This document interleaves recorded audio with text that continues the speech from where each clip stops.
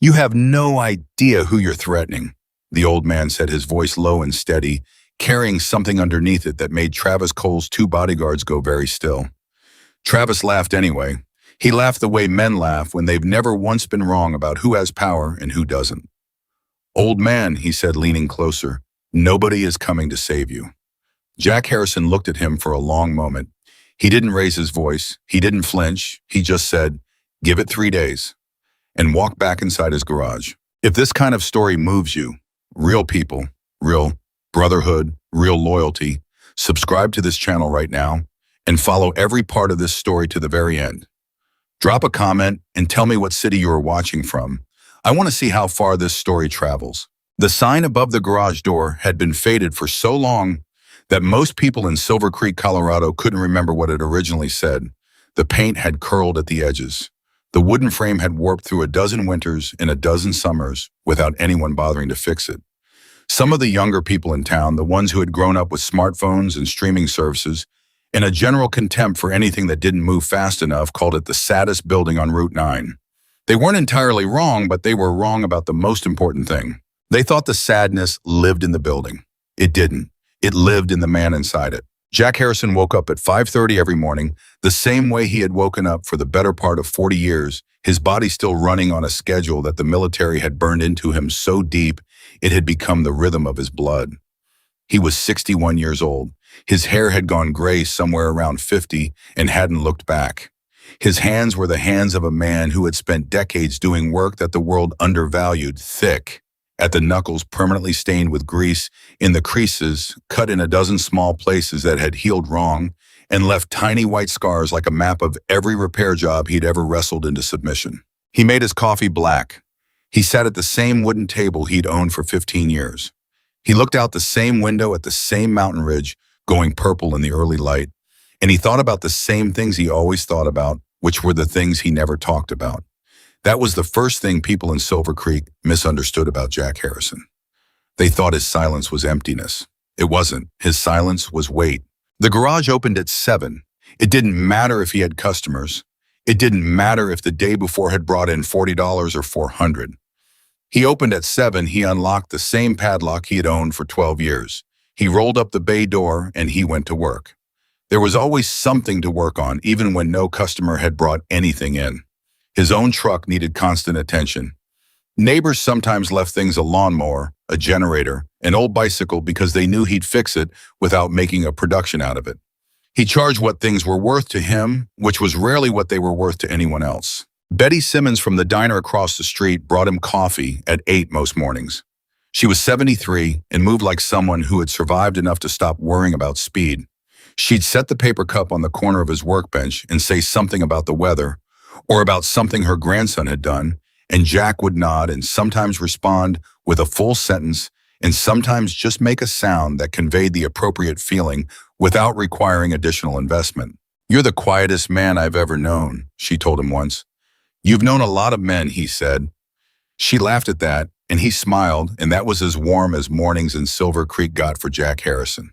He had lived there for 20 years. He knew most people by name. He fixed things for people who couldn't afford to go anywhere else. He paid his property taxes on time, and his utility bills late, and his debts to no one, because he had a deep and irrational pride about owing people things, a pride that had cost him more than it had ever saved him. He had no family in Silver Creek. He had no family anywhere as far as the town was concerned. That was the second thing they misunderstood. They thought a man living alone was a man who had always been alone. They never considered that some men choose solitude the way other men choose punishment, because sometimes solitude and punishment are the same thing. The trouble started on a Tuesday in late October, which seemed about right to Jack, because the worst things in his life had a habit of arriving in autumn. Something about the way the light changed in October, the way it went gold and thin and made everything look both beautiful and ending, had always struck him as the universe's particular sense of dark humor. He was under a 2009 Ford F-150 working on the exhaust when he heard tires on gravel. Not the sound of a customer. Customers drove in slow, uncertain the way people approach something they're not sure they can afford. This was different. This was the sound of someone who had already decided something. He slid out from under the truck. There were two vehicles, A black SUV and a silver BMW that looked like it had been washed that morning and would probably never see a gravel road again unless its owner was demonstrating something. Three men got out of the SUV first. They were the kind of men whose job it was to make other men uncomfortable by simply existing near them. Then the BMW door opened. Travis Cole was 36 years old. He was the kind of handsome that came from money and personal trainers and the right tailor, the kind of handsome that existed in photographs beautifully and in real life made you feel slightly inadequate without being able to explain exactly why. He wore a jacket that cost more than Jack's monthly electric bill. He looked around the garage with the slow, deliberate gaze of someone performing an appraisal, and his expression made clear that whatever number he'd arrived at, he wasn't impressed. "Jack Harrison," he said. Jack set down his wrench. He didn't wipe his hands. "That's me." "Travis Cole." He didn't offer his hand, which told Jack everything he needed to know about the kind of meeting this was going to be to my film. "I own Cole Development. We've been acquiring property along Route 9 for a commercial expansion project. Your property sits in the middle of what we're building." "Does it?" Jack said, not a question. "I've had my team assess the value of the land and the existing structure." Travis glanced around the garage again with the same expression, like he was doing Jack a favor by not being more dismissive. "We're prepared to offer you $420,000, which is frankly above market value for what you have here." Jack looked at him for a moment. "It's not for sale." Something moved behind Travis Cole's eyes. It was brief, barely there, like a door opening, just wide enough for something to look out before it shut again. "Mr. Harrison, I'd encourage you to think carefully before you decide. The market in Silver Creek is changing. This corridor is going to become the commercial center of the region in 3 to 5 years. Right now, your property is worth something to us. In 5 years, it may not be worth anything to anyone." "I appreciate the concern," Jack said. "Not for sale." Travis studied him. "You should understand the larger context here. Every other property owner on this stretch has already agreed to terms or is in the process of doing so. If you're the single holdout, the development happens around you. Your access to the road changes. Your customer base changes. The economics of running a business in an isolated pocket of an otherwise commercial zone become very challenging." "Sounds like a personal problem," Jack said. One of the men by the SUV shifted his weight. Travis held up one hand without looking at them, and they were still again. "I'm going to leave my card," Travis said. He set it on the corner of the workbench right next to the grease rag Jack used every morning. "Take a week. Think it through. I'd hate for a business that's clearly meant a great deal to you to end badly when it doesn't have to." He held Jack's eyes for a moment. Whatever he was looking for, he either found it or decided it didn't matter. Then he walked back to his BMW, and the three men filed back into the SUV, and they drove out the same way they'd come in, too fast, throwing gravel, the way people drive, when they want you to know that leaving is their choice, not yours. Jack stood there for a moment. Then he picked up Travis Cole's card and held it between two fingers. He looked at it. He set it back down on the workbench. He picked up his wrench and slid back under the truck. Betty was the first person he told because Betty told him things, and the fairness of it meant he told Betty things.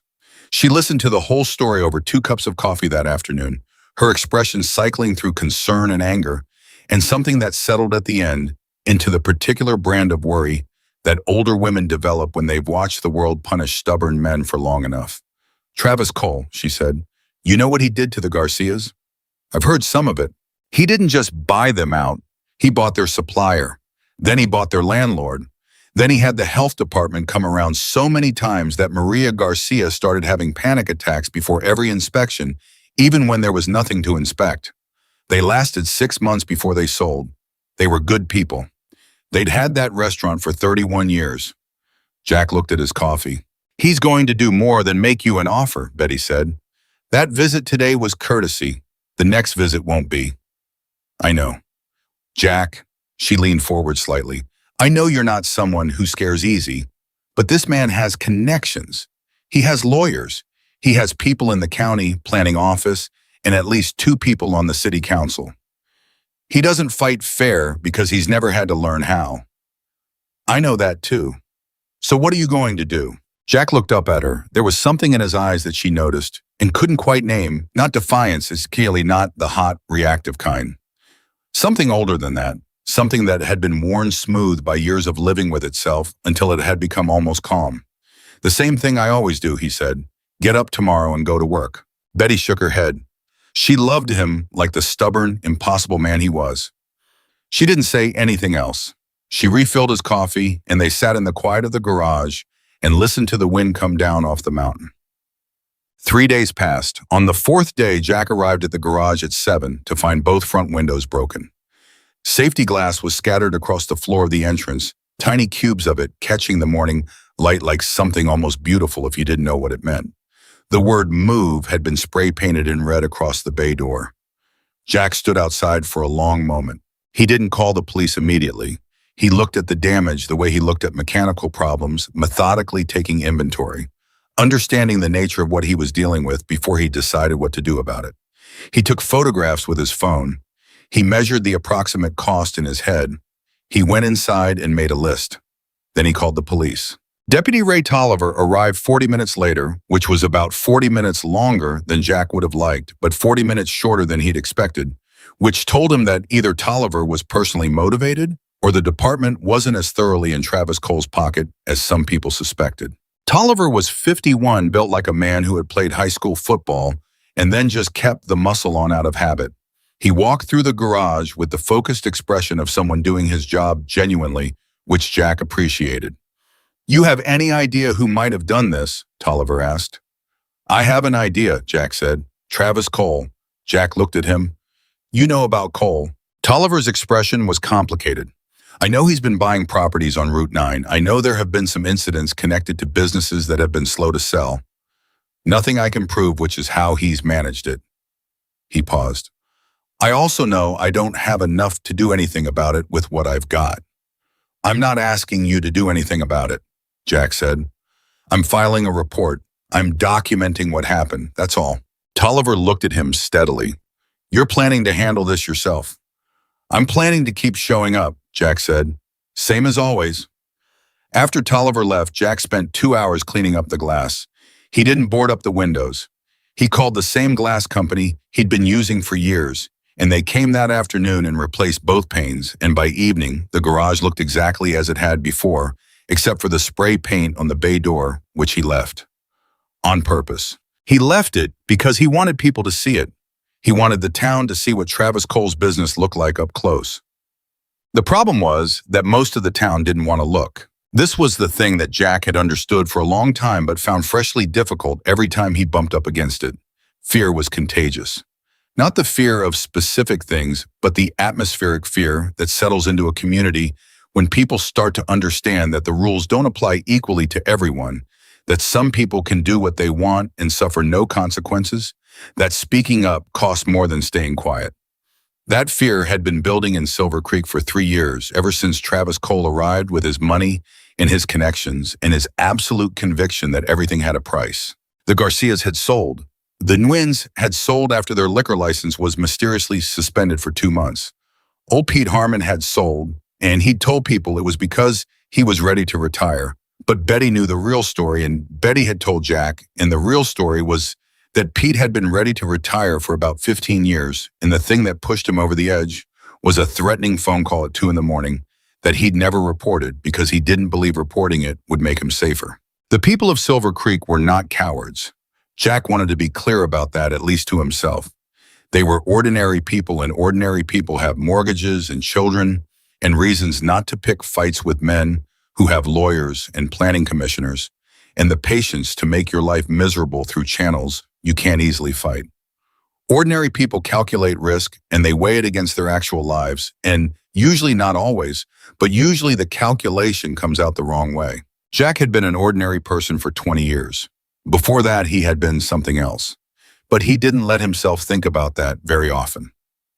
Emily Carter had been waitressing at the Silver Creek Diner for 4 years. She was 29 with the kind of face that looked younger until you caught her eyes, which had more in them than 29 years should have reasonably accumulated. She'd come to Silver Creek from Denver after a relationship ended badly, and a friend had offered a couch, and she'd stayed because the mountains reminded her to breathe, which was something she'd needed at the time. She knew Jack from the diner.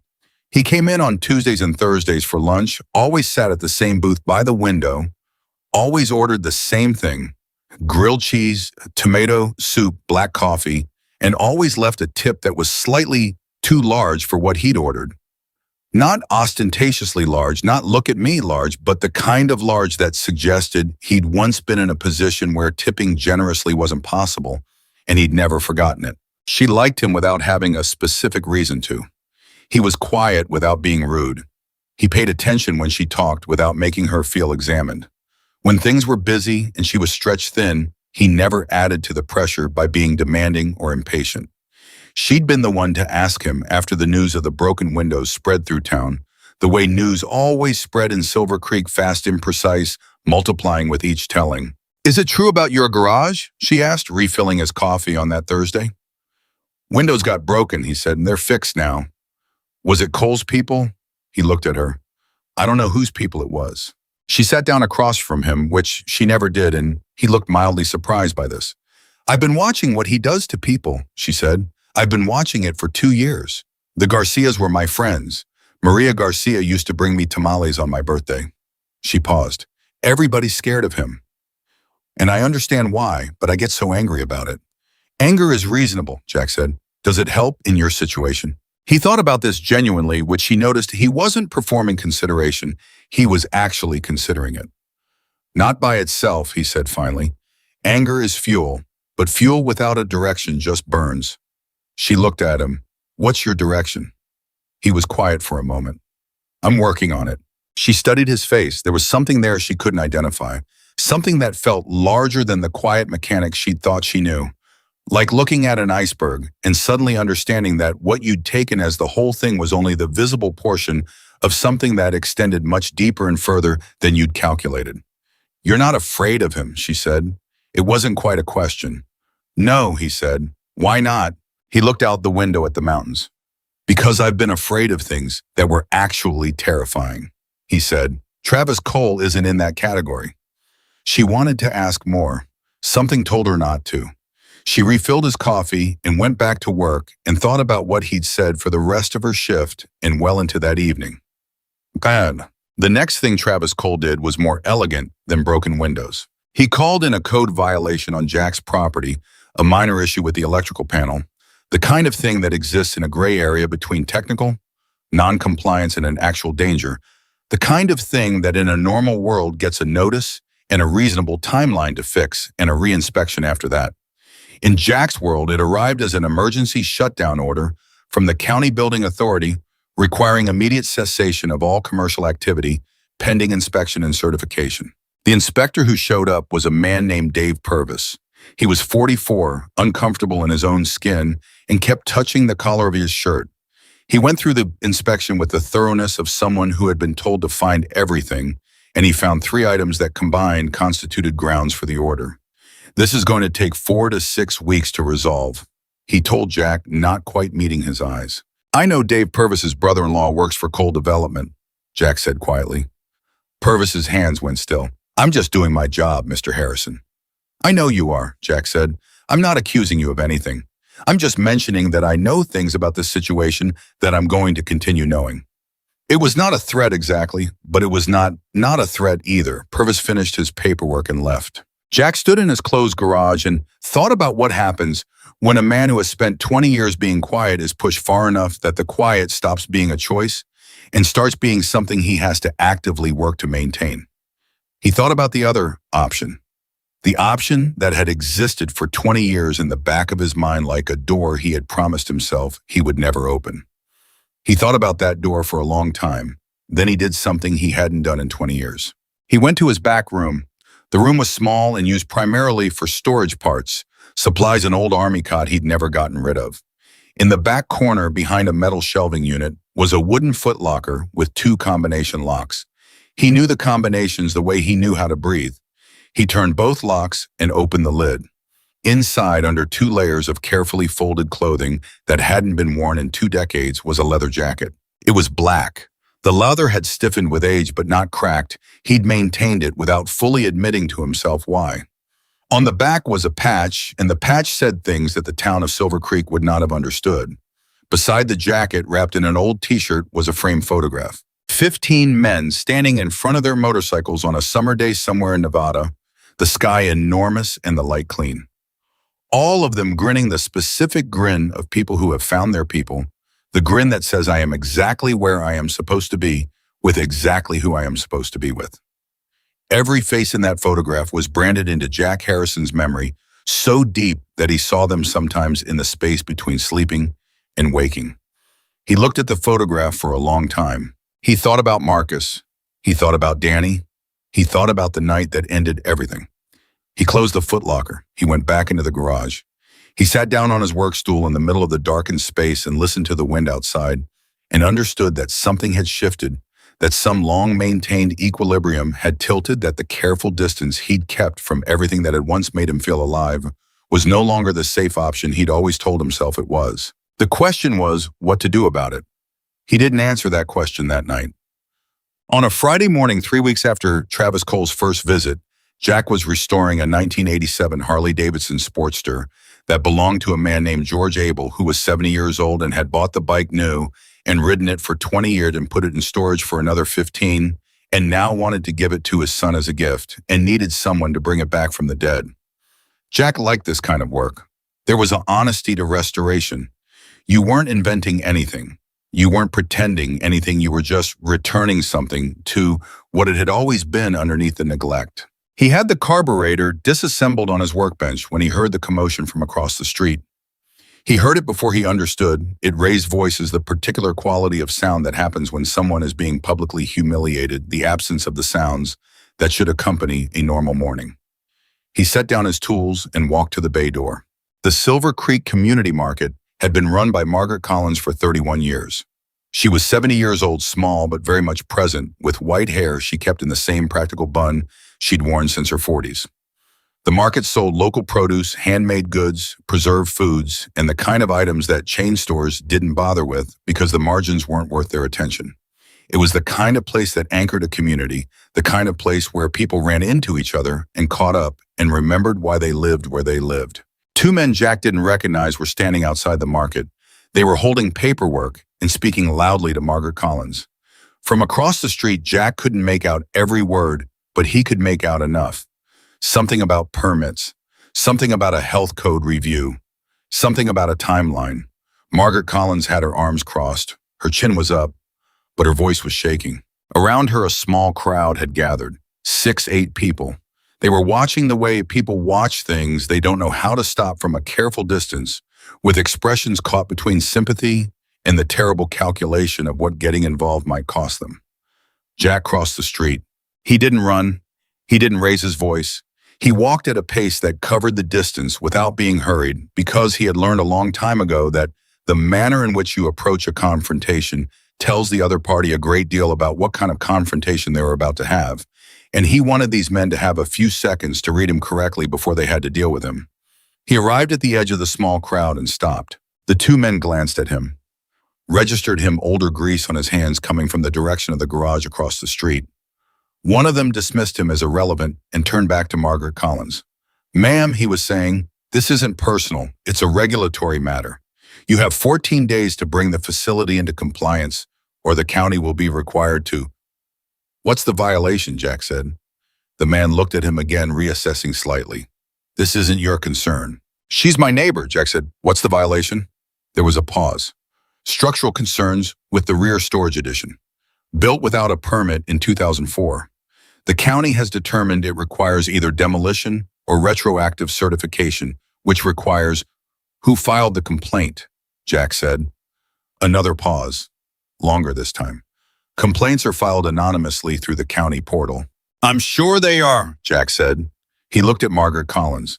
She was looking at him with an expression that was equal parts surprise and something she didn't have a word for. "Margaret," he said, "do you want these men to leave?" Aye. She looked at the men. "I need time to—" "She needs time," Jack said to the men.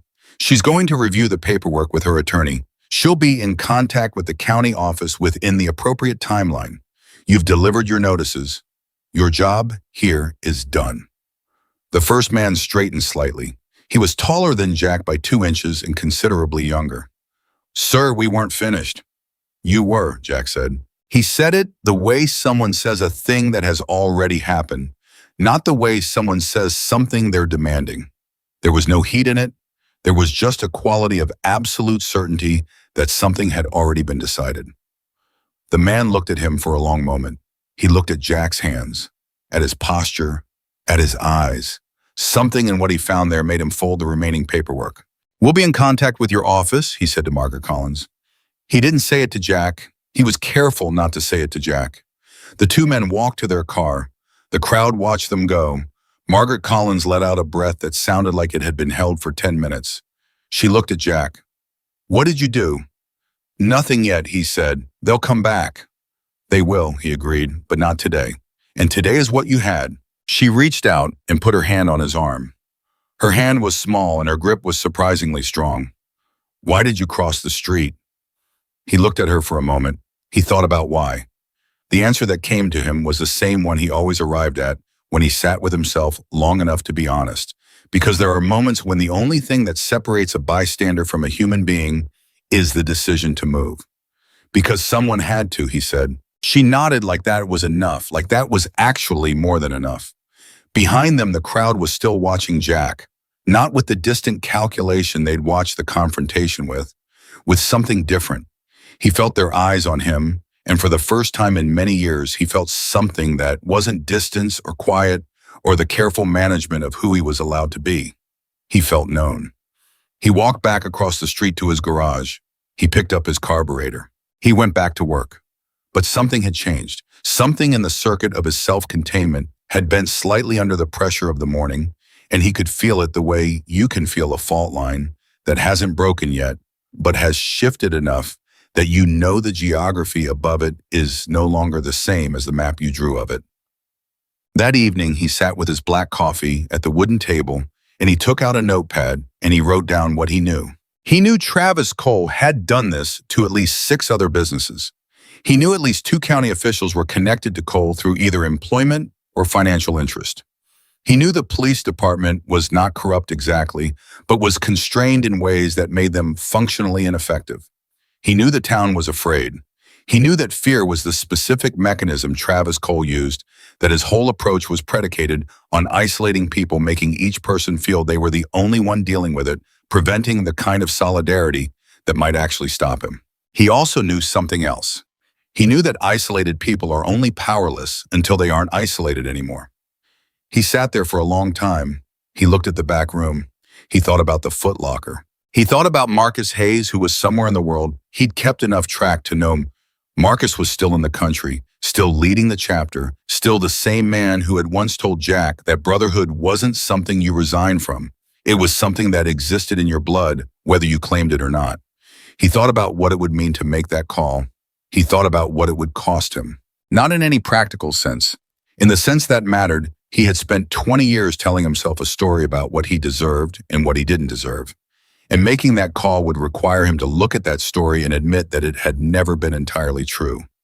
That the punishment he'd assigned himself had long since exceeded any reasonable measure of the crime. That somewhere along the line, staying away had stopped being about the people he'd left and had become entirely about his own inability to forgive himself. He sat there, he thought. The mountains went dark outside the window. The coffee went cold. And somewhere in the space between the man he'd been for 20 years and the man he'd been before that, Jack Harrison began to feel the first small tremor of something he'd almost forgotten the name of. The specific, irrational, absolutely certain feeling that comes when a person who has been lost for a very long time suddenly understands not with their mind, but with their whole body which direction is home. He didn't pick up the phone that night, but he thought about it. For the first time in 20 years, he actually let himself think about it. And that was the beginning of everything. The morning after he sat at his table thinking about making the call, Jack did what he always did. He got up at 5:30. He made his coffee. He went to the garage. He worked on George Abel's Sportster until the carburetor was rebuilt and seated correctly, and the engine turned over on the third kick with a sound that was clean and full and exactly what it was supposed to be. He stood there listening to it run and felt the specific satisfaction of a thing returned to itself, and then he shut it off and washed his hands and didn't think about Marcus Hayes. He was very deliberate about not thinking about Marcus Hayes. The not thinking took considerable effort, which told him something he wasn't ready to deal with. Betty came with coffee at 8. She sat on the wooden stool she'd claimed as hers over the years and watched him work for a while before she said anything. This was one of the things Jack genuinely appreciated about her. She understood that silence between people who trusted each other wasn't a problem to be solved. It was just silence, and it had its own value. Ray Tolliver came to the diner this morning, she said finally. Jack didn't look up from the brake caliper he was inspecting. What did he want? He wanted to know if you were planning to do anything about Travis Cole. What did you tell him? I told him you weren't the kind of man who made plans, he announced in advance. She paused. He said he's been looking into some things. Quietly. He said 3 other businesses have filed similar complaints with the county, and nothing happened to any of them, but he's documenting the pattern. That's something, Jack said. He also said Travis Cole had lunch with Commissioner Harding on Wednesday. She let that sit for a moment. Harding is the one who signs off on county enforcement orders. Jack set down the caliper. He looked at her. How do you know that? Because Maria Garcia's cousin works at the restaurant where they had lunch, and Maria Garcia still talks to me. She met his gaze steadily. This is what Travis Cole does, Jack. He builds relationships with every mechanism that could stop him, and he does it before he needs those relationships. So by the time someone like you or Margaret Collins needs the mechanism to work correctly, it's already been retrofitted to serve him. Jack absorbed this. It's thorough, he said. It's worse than thorough. It's patient. She shook her head. Patient and wealthy is the most dangerous combination in the world. Patient means he can outlast you. Wealthy means he can outspend you, and he knows it. That smile he gave you when he came here, that wasn't arrogance, Jack. That was arithmetic. He'd already done the math. Jack was quiet for a long moment. Did Tolliver ask you anything else? Betty's expression shifted slightly. He asked who you were before you came to Silver Creek. Jack went very still. He didn't ask me like it was suspicious, she said carefully. He asked me like he was trying to understand why 2 men who work for Travis Cole were very uncomfortable when they described the conversation you had with them. I had a conversation with 2 men, Jack said. I asked some questions. Ray Tolliver has been a deputy for 22 years, Betty said. He knows when someone asking questions is just asking questions and when it's something else entirely. He said the way you stood, the way you talked. He said it wasn't like anyone he deals with regularly. She paused. He said you reminded him of federal guys, the ones who come through sometimes on interagency things. Jack picked up the caliper again. I'm a mechanic. You are now, Betty said, and she left it at that. After she left, Jack sat with the caliper in his hand and didn't see it. He was thinking about Ray Tolliver. Tolliver was smarter than Travis Cole was accounting for, and that meant Tolliver was going to keep pulling on the thread of Jack Harrison's past, and eventually threads got pulled far enough that knots came undone. He wasn't afraid of Tolliver knowing. He was afraid of what Tolliver would do with the knowing, and more than that, he was afraid of what the town would do. 20 years of careful anonymity had a way of making the idea of being seen again feel almost physical, like something that would happen to his skin, not just to his reputation. But underneath that fear was something more honest.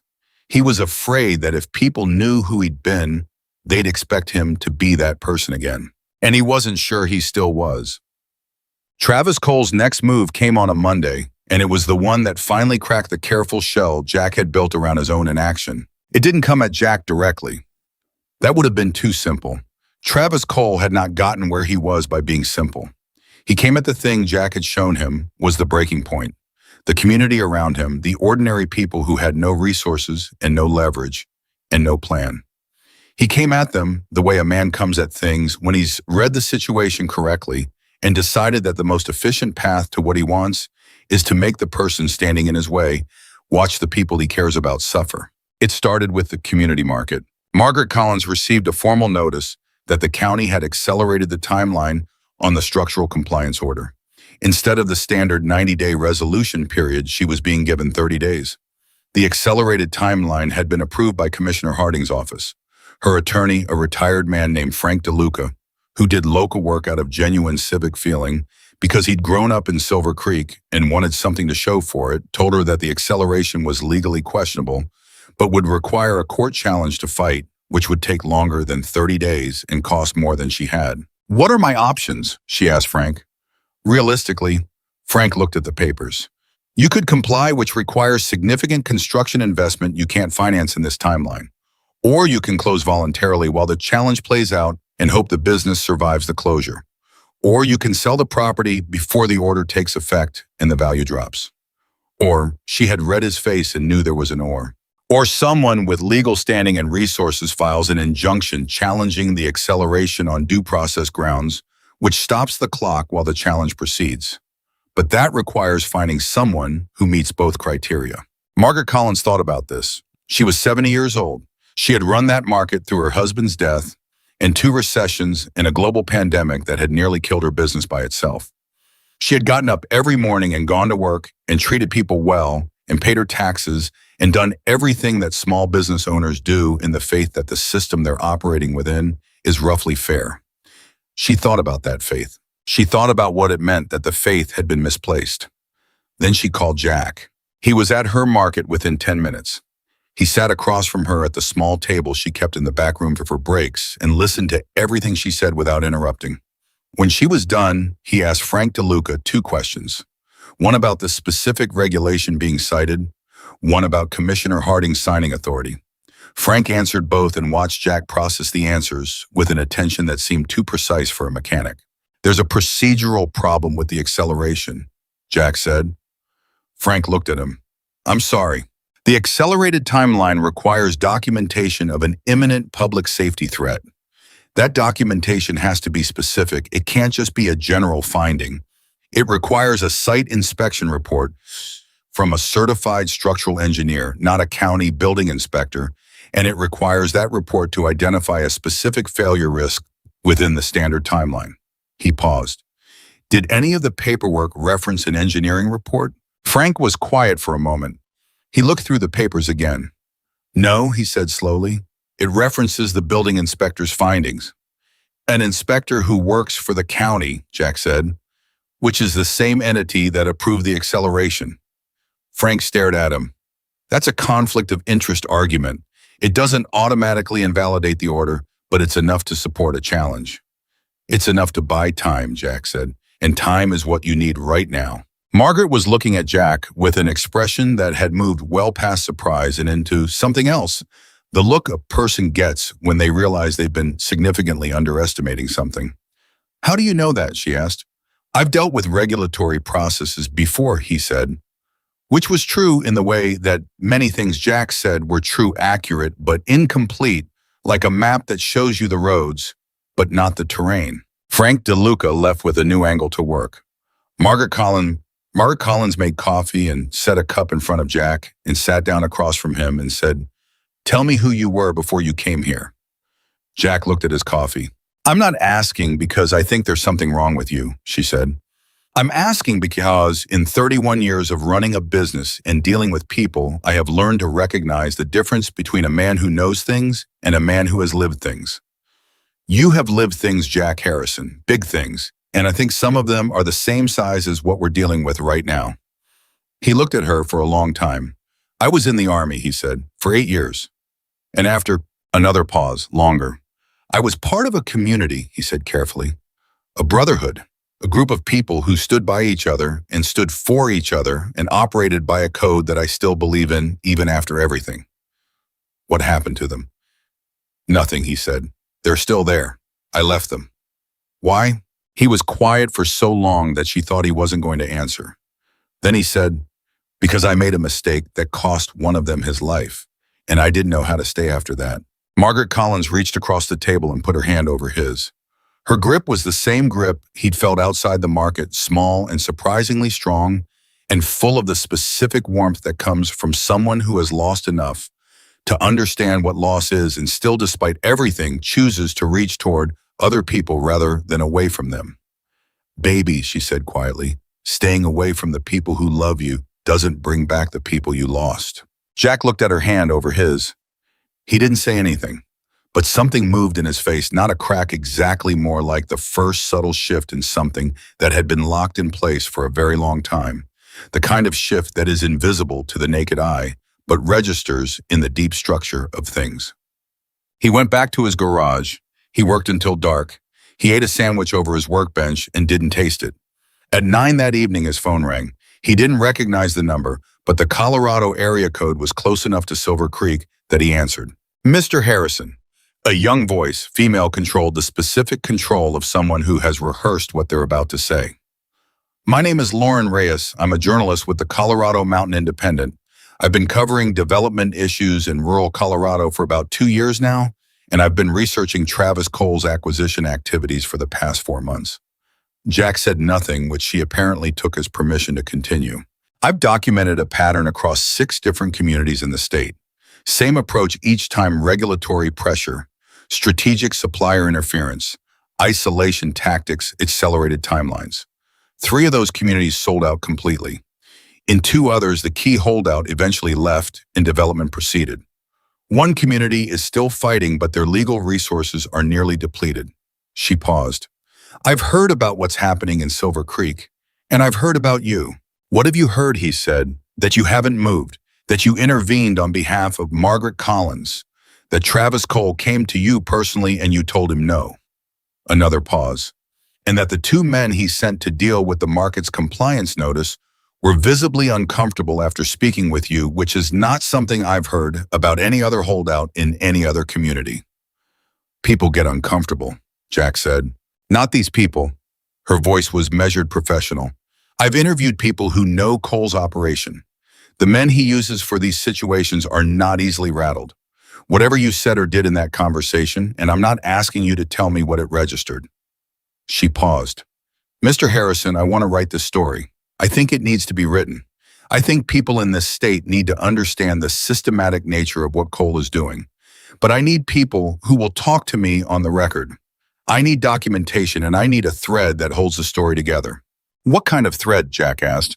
I need someone whose situation is clear enough and whose resistance is documented enough that readers can follow it. Someone who represents what this looks like from the inside. She waited. I think that person might be you. Jack sat with his coffee, cooling in his hand. Outside, the wind was working on something in the distance, pushing through the mountain passes with a sound that he'd lived with long enough that it had become the ambient sound of his own thinking. I don't want attention, he said. I understand that, but attention is one of the few things that actually constrains men like Travis Cole. His methods work in the dark. Documented name connected to a pattern across multiple communities, his methods become much harder to execute. She paused. He's very careful about his public image. He donates to the right charities.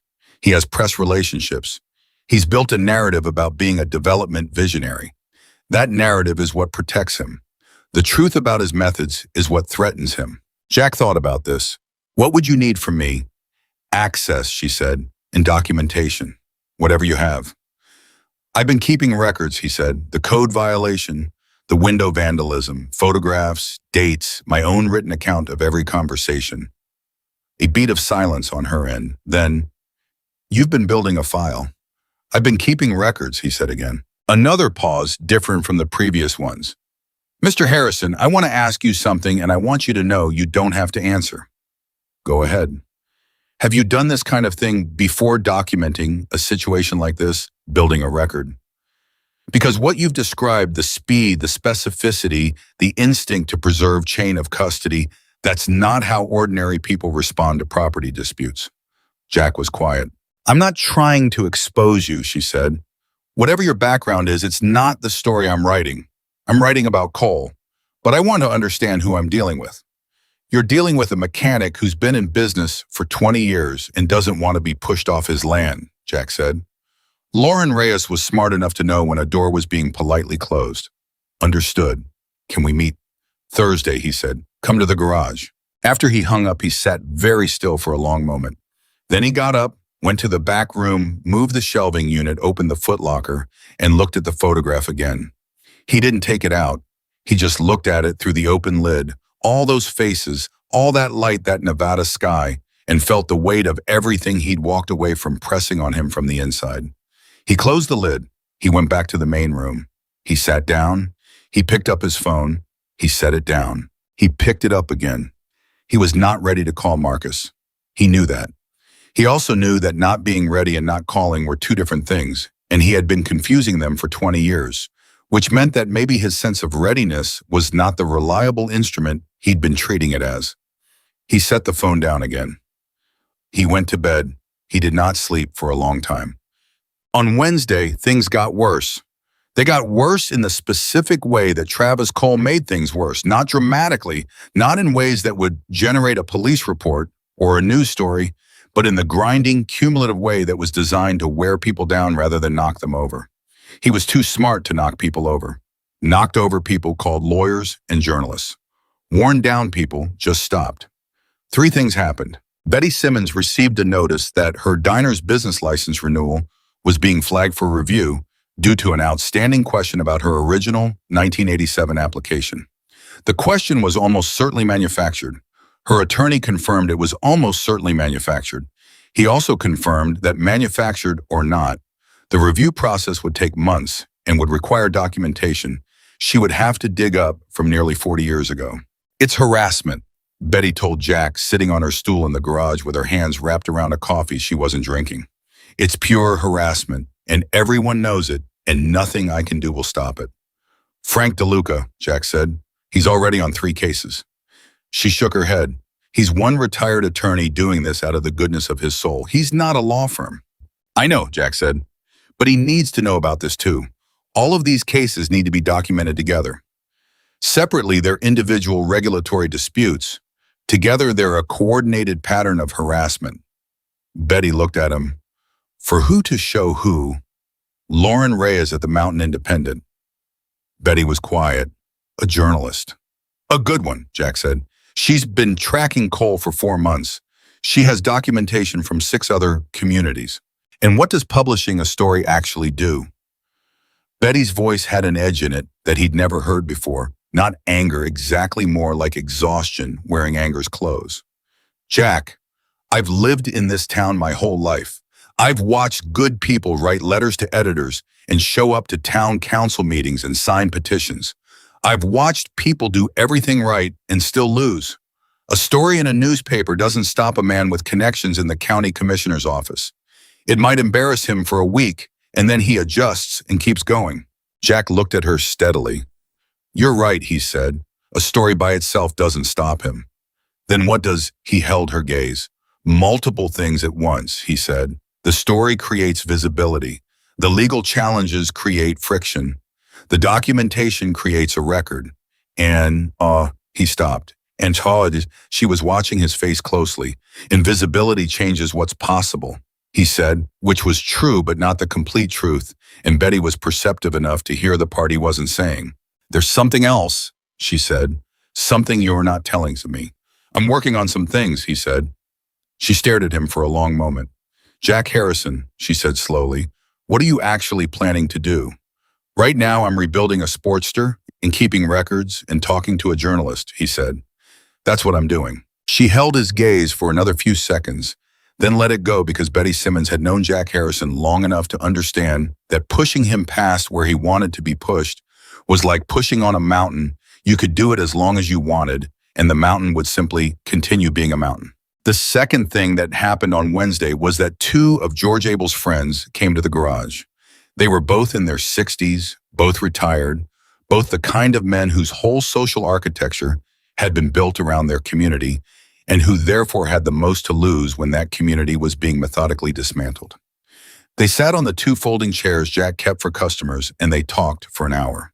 Their names were Phil Courtney and Dave Renko. Phil had owned a hardware store that he'd sold 2 years ago, not to Travis Cole, but to a chain that Cole's development had effectively invited into the corridor by changing the commercial character of the area. Dave had been a contractor for 30 years and now did mostly small jobs for neighbors at rates that made no financial sense because keeping busy was how he stayed sane. We want to help, Phil said. We don't know what that looks like, but we want to. Can you document things? Jack asked. Specific things, dates, times, what was said, who said it, not impressions, facts. We can do that, Dave said. And can you talk to other people, not to organize anything dramatic, just to identify who else has been affected and get their stories written down? We can do that, Phil said. And can you do it quietly without announcing it? They both nodded. Then that's what I need, Jack said. The third thing that happened on Wednesday was the thing that burned the last of Jack's deliberate patience to the ground. He was closing up the garage at 6:30 when Emily Carter appeared at the bay door. She was still in her work clothes, the diner uniform she wore 5 days a week, and she was holding her phone, and her expression was the specific expression of someone who has just learned something that has arrived in their body as a physical shock, not just as information. "What happened?" Jack said immediately. "Betty," she said, "someone called the health department. There's an inspector at the diner right now. They've been there for 2 hours. I just left." Her voice was steady, but her hands weren't. "They're going through everything. Every surface, every appliance, every storage area. Betty's been there for 40 years, and she has never had a serious citation in 40 years, and I watched her tonight." She stopped and pressed her lips together and breathed. "I watched a 73-year-old woman stand in her own kitchen and shake." Jack stood very still. "She didn't call you because she didn't want to worry you," Emily said. "She called me, and I think she was wrong not to call you because Jack—" She stepped closer. "This isn't just about your garage anymore. He's going after everyone who has any connection to you, anyone who's shown up to support you. Betty brought you coffee. Margaret knows you. He's sending a message." Jack looked at her. The message was clear. It had always been the most effective part of Travis Cole's approach. Make resistance costly, not just for the resistor, but for everyone around them. Make the price of knowing Jack Harrison something that other people in town had to pay. Make his neighbors look at him and calculate what his stubbornness was costing them. It was well designed. It was objectively a smart strategy. And it filled Jack Harrison with the coldest, quietest, most absolute anger he had felt in 20 years. Not hot anger, not reactive anger. The kind of anger that was on the other side of heat, the kind that had metabolized into pure, clear decision. He recognized it. He had felt it before in different circumstances, in places and situations that bore no surface resemblance to a mountain town in Colorado. He knew what this feeling was. He knew what it had historically preceded. He looked at Emily. "How long has the inspection been going?" 2 hours, she said. "Maybe more by now." "All right," he said. "What are you going to do?" "Right now, I'm going to go be with Betty," he said. "And then tonight, I'm going to make some decisions." She followed him to the diner. They sat with Betty through the rest of the inspection. Betty, who was doing fine, who had been doing fine, who had been running her kitchen by the book for 40 years, and who had nothing to hide, and still felt the humiliation of it vibrating in every room of a place that was as much her as anything in the world. The inspector found one minor citation, a temperature calibration on a prep area refrigerator that was 2 degrees outside the acceptable range, and issued a warning which was not a violation, which required no action beyond adjustment, but which was now on record as an inspection event. Travis Cole would make sure that was on record. He would make sure people knew that Betty's Diner had received an inspection and a citation, because in the currency of reputation, a citation was a citation regardless of how minor, and he could use it against her in the story he would tell about her business to the people who mattered to him. Betty walked the inspector out and closed the door and leaned against it and closed her eyes. "Betty," Jack said. "I know," she said. "I know. Don't." She held up one hand without opening her eyes. "Just give me a minute." He gave her the minute. Then she opened her eyes and looked at him, and what he saw there was not defeat. It was a woman who had lost the last of her capacity to pretend that waiting it out was an option. "Do something," she said quietly. "Whatever it is you've been deciding about. Do it." He looked at her for a long moment. Then he nodded. He went home at 9:30. He sat at his table. He didn't deliberate anymore. He was done deliberating. He had spent 20 years deliberating about the most important thing, and this was what deliberation looked like when you applied it to everything it leaked into every corner of your life and made every decision feel contingent and temporary and suspect, and eventually you realized that the deliberation had become its own form of cowardice dressed up as care. He picked up his phone. He opened the contacts. There was one number he had carried for 20 years. He'd transferred it from phone to phone for 2 decades without letting himself think too hard about why, telling himself it was insurance, telling himself it was just a number. He kept telling himself a lot of things that were true in the way that partial truths are true when you need them to be. The name in his contacts was just an initial M. He pressed call. It rang once, twice, 3 times. He was already composing what he would say to a voicemail, already building the alternate version of this moment that would let him off the hook for another night when the line opened. Breathing. Then a voice deep textured, carrying the specific quality of someone who had been awake for a long time and did not particularly mind. "Who is this?" Jack's voice, when it came, was quieter than he intended. "It's me." A silence. Not the silence of someone who didn't know. The silence of someone who did know immediately and completely and was taking the space to absorb the fact that they knew.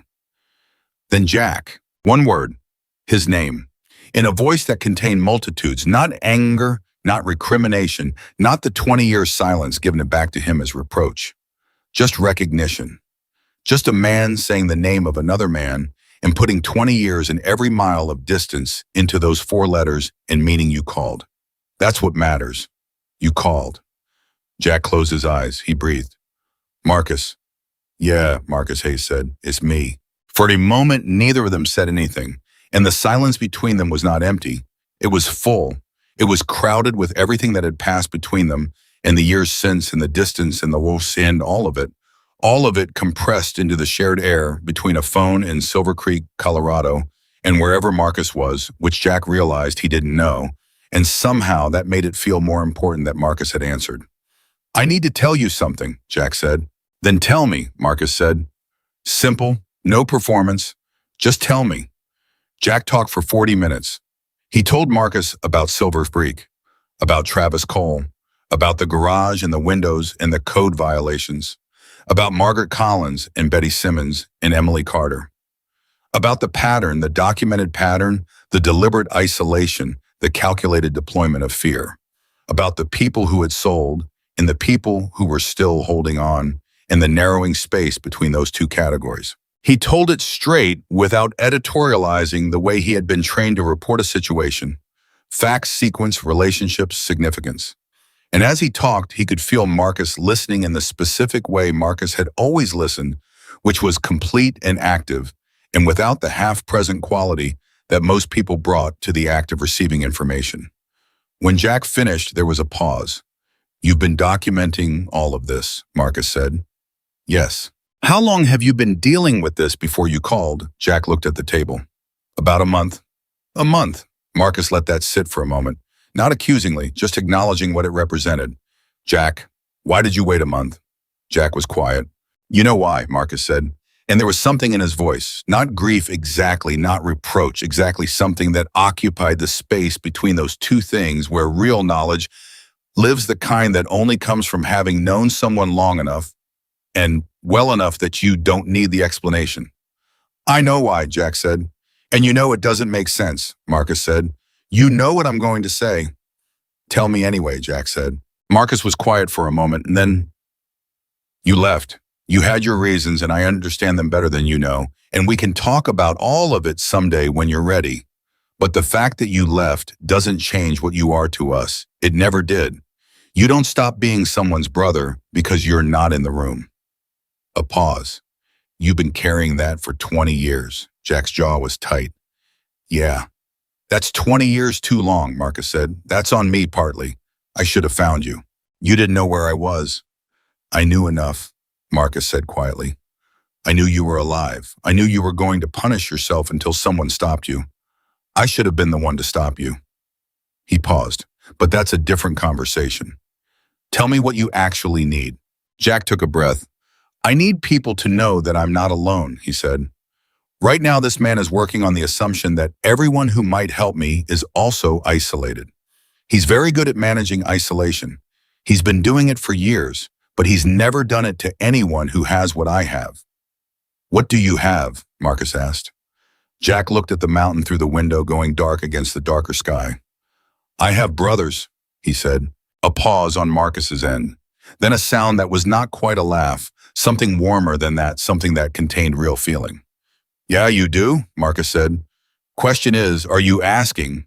Jack understood the weight of the question. He had spent 20 years not asking. Not because he hadn't needed things, he needed things constantly the way any human being needs things, but because asking required acknowledging that the withdrawal had been wrong, that the distance had been self-imposed and not earned, that the punishment he'd lived inside was one he'd constructed rather than one he deserved. Asking meant letting all of that go. Asking meant coming home. Yes, Jack said. His voice was steady. I'm asking. Then you already know the answer, Marcus said. Stay put. Keep your head down for a few more days. Don't escalate anything. Let Cole think he's winning. And trust your brothers, Marcus said. Same as always. After he hung up, Jack sat at the table for a long time. The coffee was cold. The wind was working on the mountain. The town of Silver Creek was going about its quiet nighttime business, not knowing that something had just shifted in the air above it. Some arrangement of forces had just changed. Some equation that Travis Cole had been running with absolute confidence in the outcome had just acquired a variable he hadn't known to account for. Jack Harrison put his phone down. He breathed. For the first time in a month, and honestly for the first time in much longer than that, he felt something settle in his chest. Not peace exactly. Something more functional than peace. The specific internal stillness that comes when a person stops fighting against who they are and what they need and simply accepts both with open hands. He went to bed. He slept. In the morning, he would get up at 5:30 and make his coffee and go to the garage and work on George Abel's Sportster and keep his records and meet with Lauren Reyes on Thursday and not tell anyone what he'd done the night before. Not yet, but for the first time in 20 years, the footlocker in the back room did not feel like a door to something he'd lost. It felt like a door to something that was coming. He kept his word to Marcus. He kept his head down. He went to work at 7. He rebuilt George Abel's Sportster and finished it on Thursday morning and called George to come pick it up and watch the old man's face when the engine turned over, that specific joy that lives in the face of someone who has gotten back something they thought was gone. He charged George what the parts cost and waved off the labor, and George argued about it the way men of a certain generation argue about accepting help, which is badly and without much conviction. And eventually George left with the bike tied in his truck bed and more emotion in his voice than he intended. Jack watched the truck pull out onto Route 9. He thought about things coming back from what seemed like too far gone. Then he went inside and washed his hands and waited for Lauren Reyes. She arrived at 10:15. She was younger than he'd expected from her voice, late 20s with dark hair and the specific bearing of someone who had learned early that people underestimated her and had decided to use that as a professional tool rather than fight it. She carried a leather notebook and a recorder, and she shook his hand with a grip that was direct and equal. Thank you for meeting with me, she said. Sit down, he said, nodding at the 2 folding chairs. She sat. She didn't look around the garage the way most people did when they entered an unfamiliar space. She looked at him, which told him something. She was there for him, not for the color. She pulled out her notebook and said, Can I record? Not yet, Jack said. She put the recorder away without argument. Okay, tell me what you want me to know. He talked for an hour. He told her what he'd told Marcus in terms of the facts. Cole's first visit, the windows, the code violation, the shutdown order.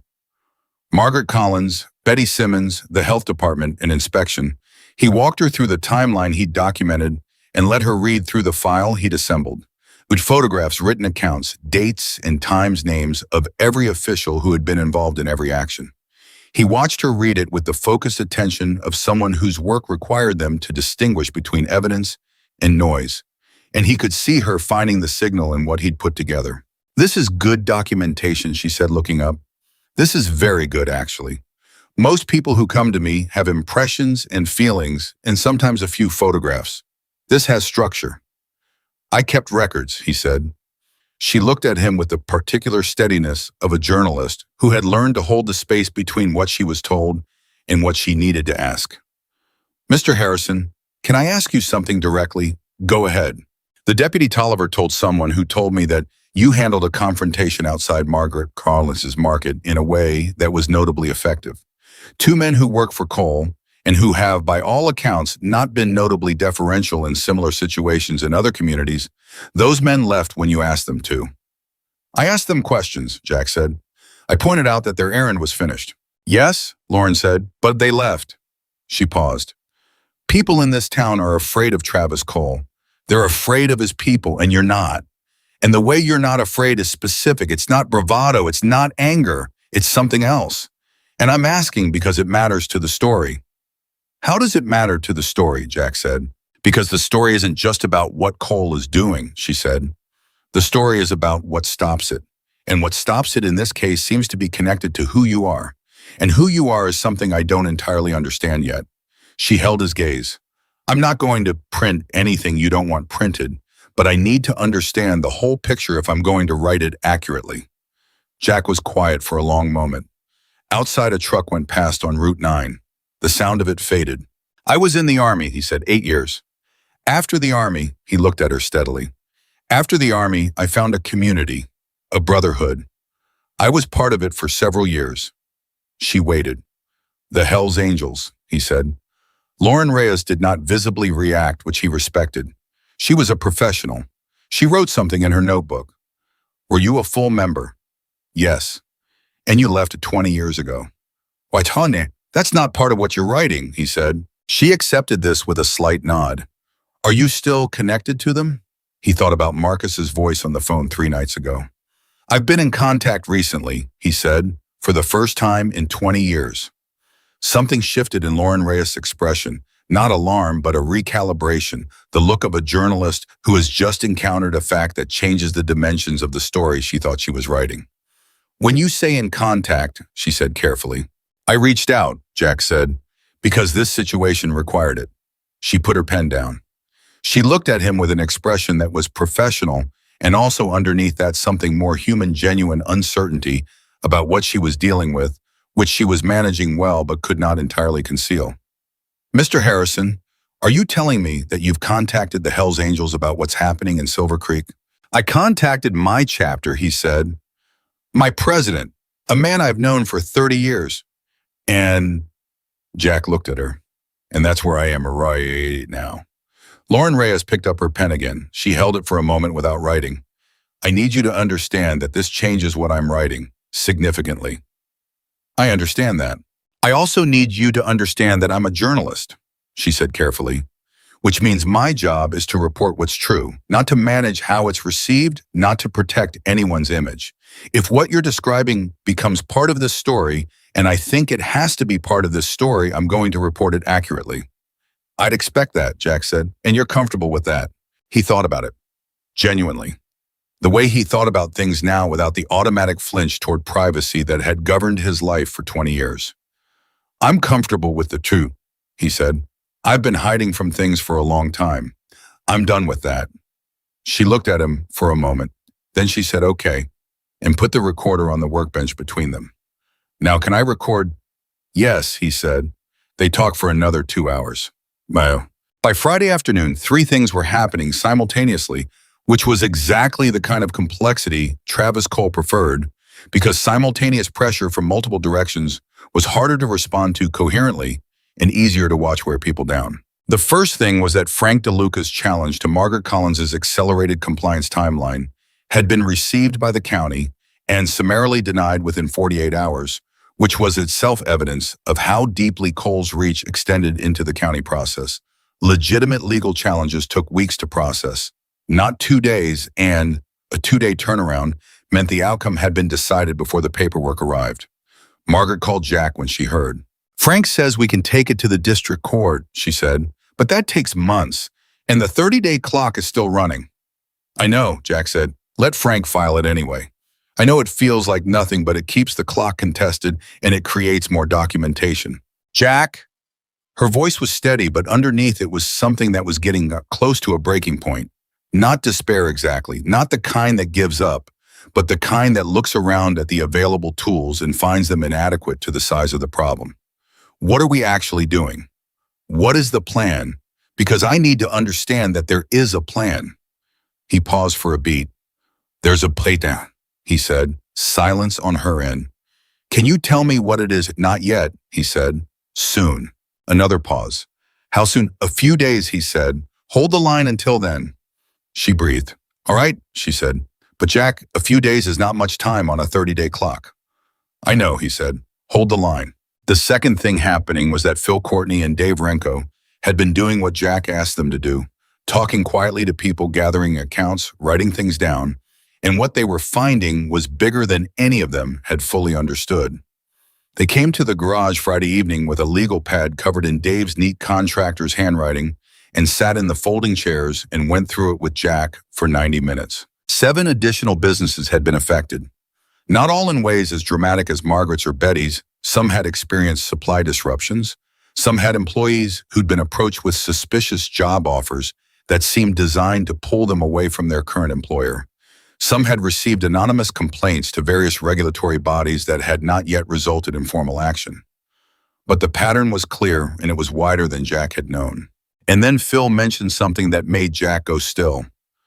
"Pete Harmon," Phil said. "We talked to Pete." Jack looked at him. "Pete sold 18 months ago." "He did," Phil said. "He also videotaped a phone call 6 months before he sold. Someone who identified himself as representing Cole's legal team made what Pete described as a thinly veiled threat about his property value declining if certain county decisions were made in ways that weren't favorable to Cole's development plan. Pete recorded it on his phone because he was scared and he didn't know what else to do." Phil paused. "He's never shown it to anyone because he figured there was no point after he sold. But he still has it." Jack looked at Dave. Dave nodded. "That's evidence?"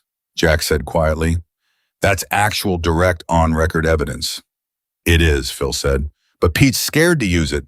He thinks if he makes noise, Cole will make his life harder." "I'll talk to Pete," Jack said. He called Lauren Reyes that evening. She answered on the second ring. He told her about Pete Harmon and the recording. There was a pause on her end, and he could almost hear the quality of her silence change the intake of breath, the rapid processing, the shift from a journalist working a good story to a journalist who has just been handed the specific piece of information that elevates everything. "If that recording says what you're describing," she said, "that's a whole different legal exposure for Cole. That's not just harassment. Depending on what was actually said, that could be extortion." "I know," Jack said. "I'm going to talk to Pete tomorrow." "Jack," she used his first name for the first time. "Don't pressure him. If he's not ready to use it, the recording doesn't help us." "I'm not going to pressure him," Jack said. "I'm going to explain to him that he's not alone." A pause. "Okay," she said. "Call me after." He sat with the phone in his hand after he hung up, thinking about the third thing that was happening. The thing no one in Silver Creek knew about yet. The thing that was moving through channels and connections that existed entirely outside the geography of this mountain town, traveling along lines of loyalty that had been forged over decades and never fully broken. He hadn't heard from Marcus since the call. He hadn't expected to. Marcus operated the way he'd always operated, quietly, thoroughly, without the need for constant communication, because men who had done real things together in real situations knew that trust was not maintained through check-ins. It was maintained through action. Jack trusted the action was happening. He just didn't know yet what form it would take. Pete Harmon lived 8 blocks from the center of Silver Creek in a house he'd owned for 40 years. He was 68, recently widowed, and had the quality of a man who had been slowly removing himself from the world, not dramatically, not with any conscious intention, but in the way that grief sometimes operates, like a tide going out. Jack arrived at Pete's house on Saturday morning with 2 coffees from Betty's diner. Pete answered the door in work clothes he wasn't using for work. He looked at Jack for a moment and then at the coffees and stepped back to let him in.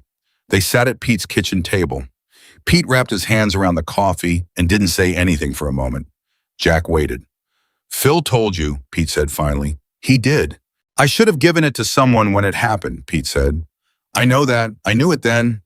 But I was—" He stopped. His jaw moved. "I was on my own by then. Linda had been gone 6 months, and I didn't have the fight in me." "I understand that," Jack said. He made it so clear that the best thing I could do was just go away quietly. Pete looked at his coffee. "And that's what I did. I'm not proud of it." "There's nothing to be ashamed of," Jack said. "You were alone and you were grieving, and a powerful man was making your life difficult. What you did was human." "I ran," Pete said flatly. "You protected yourself with the tools you had at the time," Jack said. "That's different." He paused. "Pete, things have changed since then. There's a journalist who's been tracking Cole for months. There's documentation from 6 other communities. Frank DeLuca is filing legal challenges. And there are people who care about this town who are not going to let this continue." Pete looked at him. "What people?" Jack held his gaze. "People who are coming." Something in Pete's expression sharpened. "What does that mean?" "It means that what Travis Cole has been counting on, everyone being alone, everyone suffering separately, No one with any resources or any reason to stand firm, that calculation is about to stop being accurate. He paused. The recording you have. If it says what Phil described, it's important. But I'm not here to pressure you. I'm here to tell you that if you're willing to use it, you will not be standing alone. Pete was quiet for a long time. He looked at his hands around the coffee cup. He looked at the window. He thought about something Jack could see him thinking, could see him doing the internal accounting that scared people do when they're trying to decide if the world has changed enough to justify doing the thing they should have done before but couldn't. She would have used it, Pete said quietly. Linda, she would have marched into that journalist's office the day after it happened. He paused. She was braver than me. Most people are braver about things that hurt them personally than about things that only hurt them through what they lose. Jack Mudd, you lost the person who made you brave.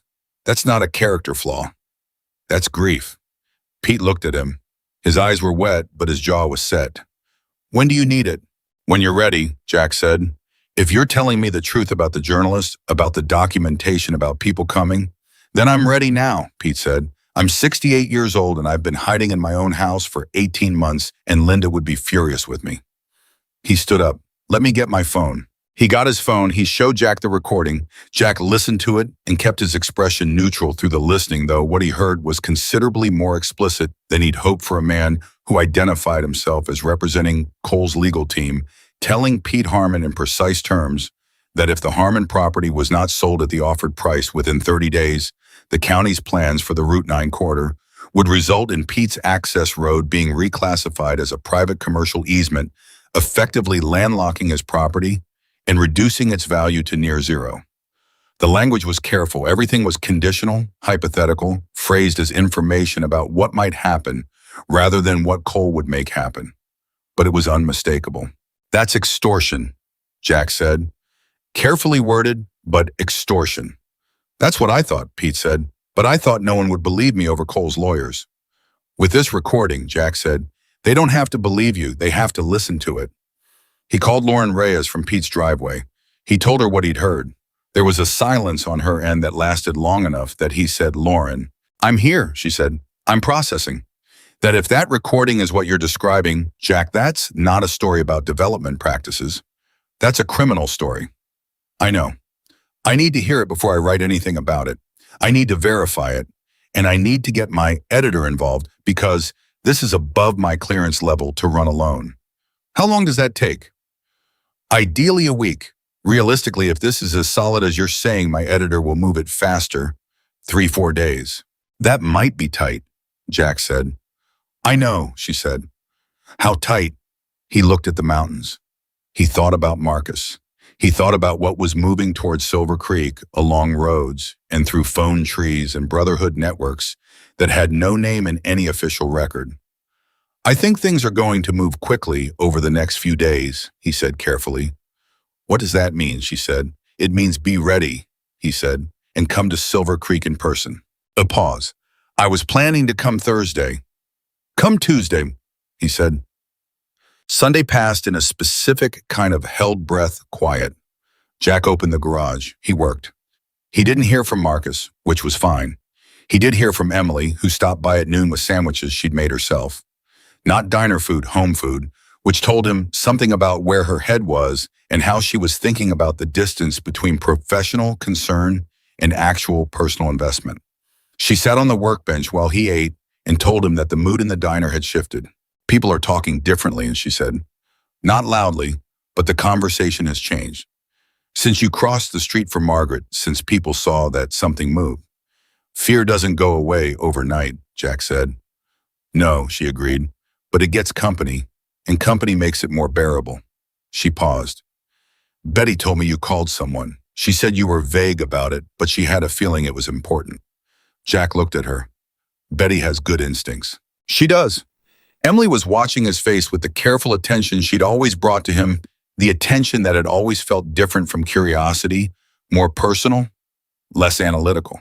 Can you tell me? He thought about what to say and how to say it because there were things he wanted to be able to say clearly when the time came, and the time was coming faster than he'd expected, and Emily Carter was one of the people he wanted to have said things to before the noise of events made it hard to be clear. I told you I was part of a community after the army, he said. The Brotherhood, she said. She remembered. She always remembered things he told her, which was something he'd noticed and appreciated more than he'd admitted to himself. Yes, he set down his sandwich. I left them 20 years ago. I left because I thought I had to, because I thought what I'd done made me someone they shouldn't have to be connected to. What did you do? She said quietly, without the performance of not asking that most people would have given him. I made a decision, he said, on a night when decisions had real consequences, and the decision cost my closest friend his life. Emily was quiet. She didn't look away from him. It wasn't malice, he said. It wasn't negligence. It was a call you make in real time with the information you have and the options available to you, and sometimes you make those calls right, and sometimes you don't, and there's no clean line between the two that you can see from where you're standing when you're making them. Did they blame you, she asked, your brothers for so? No, he said, that's the thing. They didn't. I waited for it and it never came. And somehow the fact that it never came made it worse because it meant the only person blaming me was me, and I couldn't get away from me. She looked at him for a long moment. So you spent 20 years running from the one person who wouldn't let you off the hook. He looked at his hands. Something like that. And you called them, she said, this week, 3 nights ago. And he looked at her, and they answered. Something moved across her face that she didn't try to control, a genuine emotional response to something she understood maybe from her own experience, of people who answer when you call people, who are still there after the silence, the specific mercy of that. Her eyes were bright. She blinked once. Good, she said. That's good, Jack. He nodded. They ate the rest of the sandwiches in a comfortable quiet, the kind that only exists between people who have said a real thing to each other and don't need to fill the space around it. When she got up to leave, she paused at the bay door. Whatever's coming, she said, I don't know what it is, but whatever it is, I am glad you're not trying to do this alone anymore. He watched her go. He picked up his wrench. He felt something in his chest that he hadn't felt for a very long time, something warm and specific and unnerving, in the way that good things are unnerving when you've been without them long enough that you've stopped expecting them. He went back to work. Monday was when Travis Cole made his largest move yet. It came through the county recorder's office, which almost no one in Silver Creek paid attention to, because the county recorder's office was the kind of institution that existed in the background of civic life, technical and bureaucratic, and generally invisible until it became catastrophically relevant.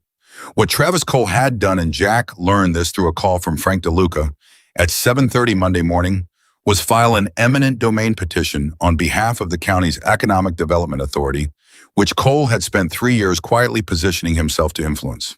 The petition named 3 properties: Margaret Collins's Market, Betty Simmons's Diner, and Jack Harrison's Garage. It cited public benefit in the form of commercial development projected to generate significant tax revenue and employment. It cited the county's authority to acquire private property for public use with just compensation. And it moved the timeline from Cole's personal pressure campaign into the formal legal machinery of the county itself, which was infinitely harder to fight and infinitely more credible to anyone watching from the outside. Frank DeLuca was on the line before Jack had finished his first cup of coffee. This changes everything, Frank said. His voice was under control, but Jack could hear what was underneath it, the voice of a man who has just been confronted with a level of opposition that exceeds what he was prepared for. An eminent domain petition, backed by the Economic Development Authority, Jack, that's not Cole's lawyers against your neighbors anymore. That's the county against you. And the county has resources and timeline controls that none of us can match. How long do we have? Jack asked. Formal response period is 30 days from the filing date. Filing date was Friday. He paused. 26 days. What's the best legal response available? Challenge the public benefit finding, Frank said. Eminent domain requires genuine public benefit. It can't be used to benefit a private developer, at least in theory. We argue that this development primarily benefits Cole's private interests under the cover of public authority. But Jack, he stopped. Say it, Jack said. That argument takes longer than 26 days to win. Even if we're right, and I believe we are, the process moves at legal speed, not real-world speed. I know, Bob, Jack said. Then what are we doing? Frank said, and he was not being defeatist. He was asking a genuine question, the question of a man who needed to understand what strategy he was participating in before he could execute his part of it. Jack thought about Marcus's voice on the phone. Stay put, keep your head down, let Cole think he's winning. We file the challenge, Jack said. We file it today, the best version you can write in 6 hours. We document everything publicly, and we hold the line. Jack, Frank said quietly, I need to ask you something, and I need you to be straight with me. Go ahead. Is there something coming that I don't know about? Because the way you're talking, you sound like a man who's playing for time, not like a man who's run out of it. Jack was quiet for a moment. File the challenge, he said. Have it ready by 2 o'clock. And Frank put in everything. Make it comprehensive. Make it a document that tells the full story of what's been done to every business on Route 9 over the past 2 years. A pause. You want it to be a record, not just a challenge. Yes, another pause. All right, Frank said. I'll have it ready by 2. Jack called Lauren Reyes next. She answered on the first ring, which told him she'd been awake and expecting to hear from him. I heard about the petition, she said, already. The county recorder's filings are public record, and I have an alert set up. I've been following Cole's relationship with the Economic Development Authority for 2 months. She was in motion. He could hear it in her voice, the specific energy of a journalist who has just watched their story move into a higher gear. My editor cleared me to move on this. We're going to run it. We're moving the publication timeline up. To when? Wednesday online, she said. Print Thursday. That's fast, he said. The eminent domain petition makes, this urgent, she said. This is no longer a story about a developer using regulatory harassment. This is a story about a private developer using public legal mechanisms to force out private citizens. That's a different kind of story. That's the kind of story that gets attention. What kind of attention? Jack asked. Regional first, she said, then possibly national depending on how the recording plays.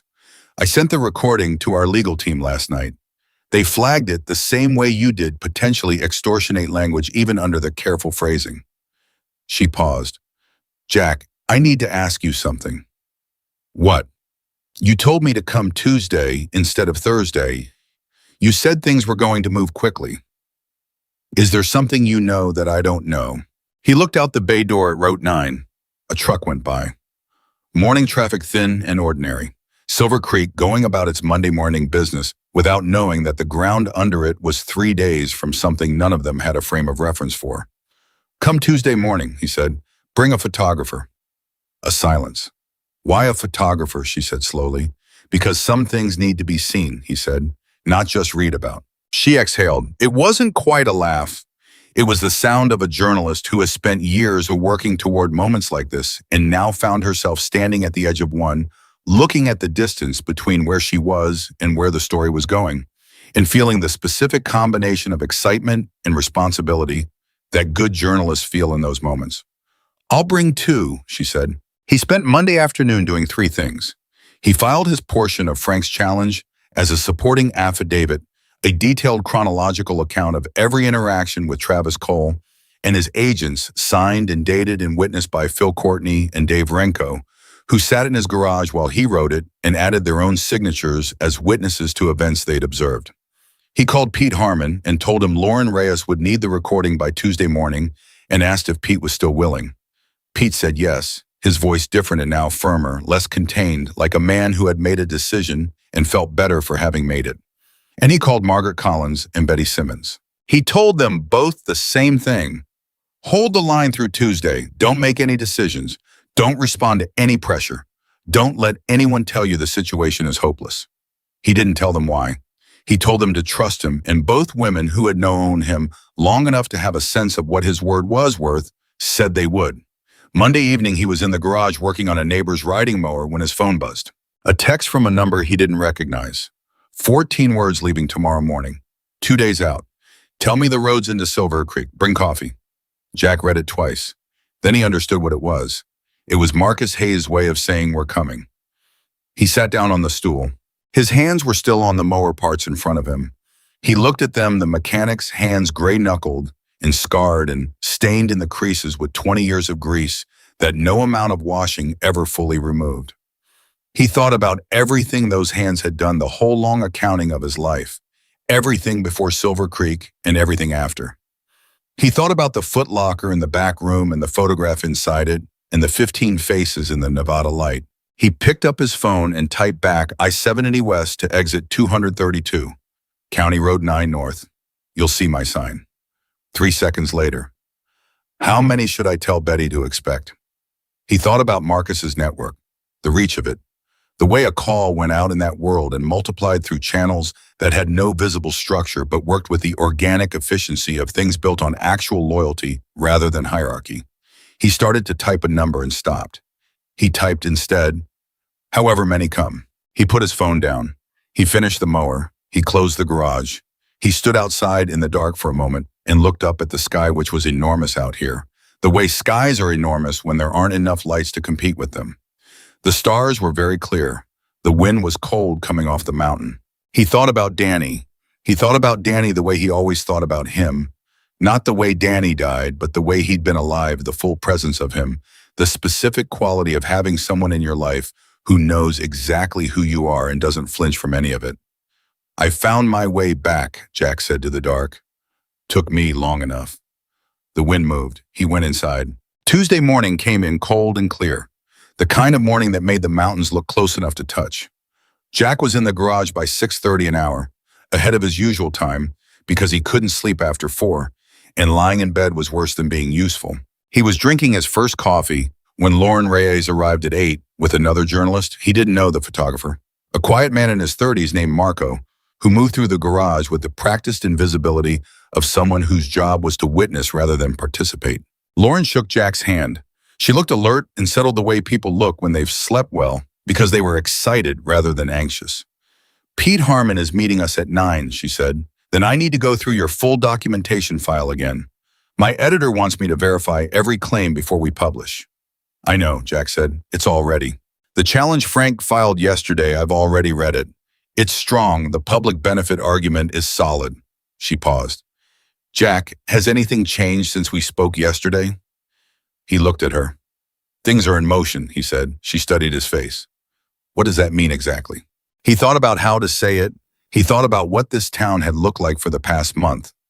What it had felt like, the tight, hunched quality of people trying to make themselves small enough that a powerful man's machinery would pass over them. He thought about what it was about to look like and what that contrast was going to mean, not just for the people who lived here, but for the story Lauren Reyes was writing and what that story would do when it went out into the world. It means that Travis Cole has been running this whole operation on a specific assumption, Jack said. The assumption is that everyone he targets is alone, that there's no cavalry, that nobody is coming. Lauren was very still. He's wrong about that, Jack said. She looked at him for a long moment.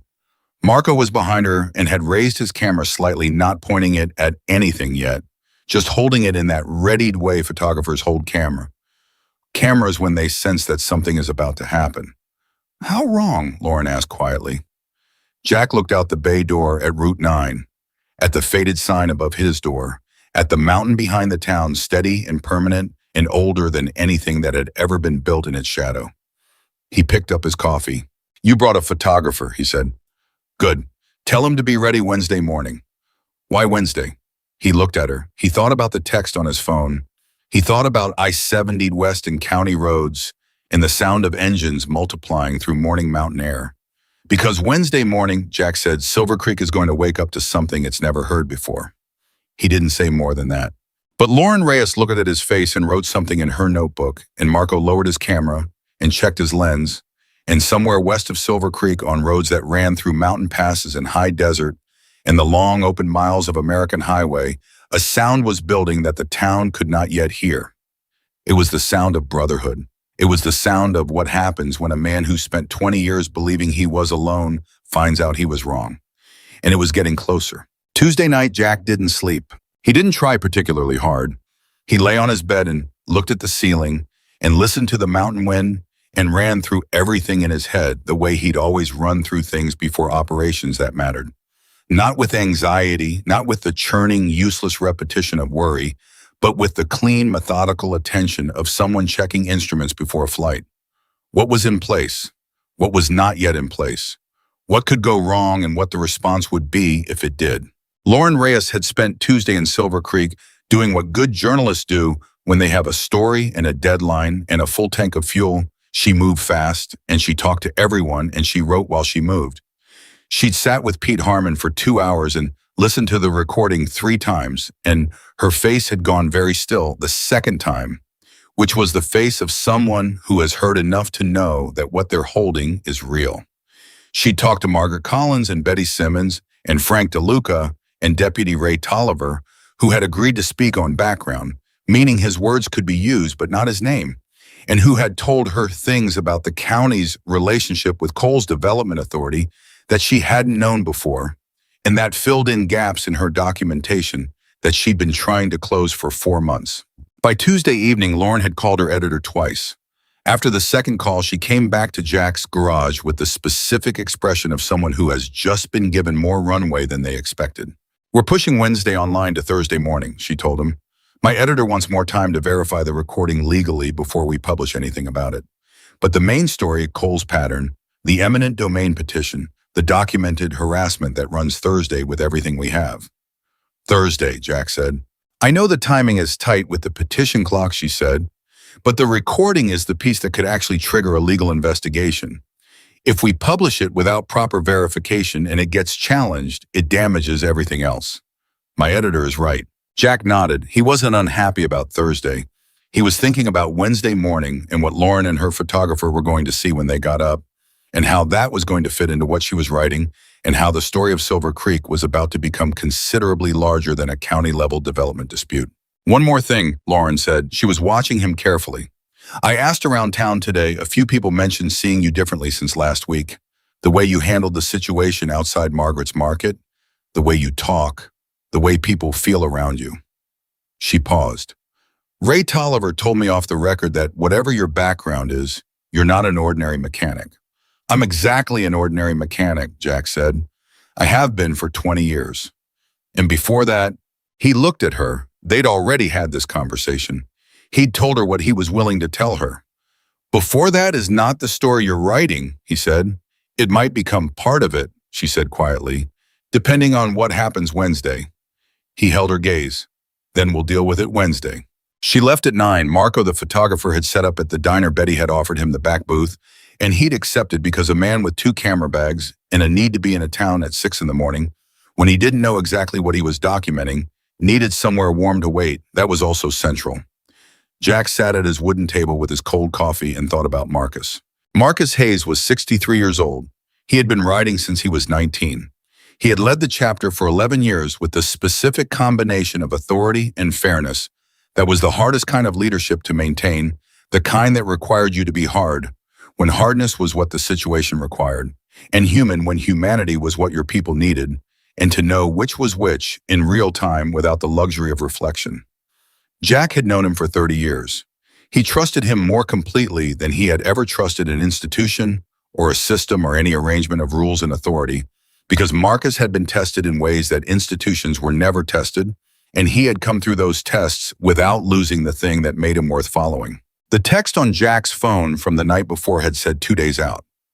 2 days from Monday night was Wednesday morning. He calculated the distance.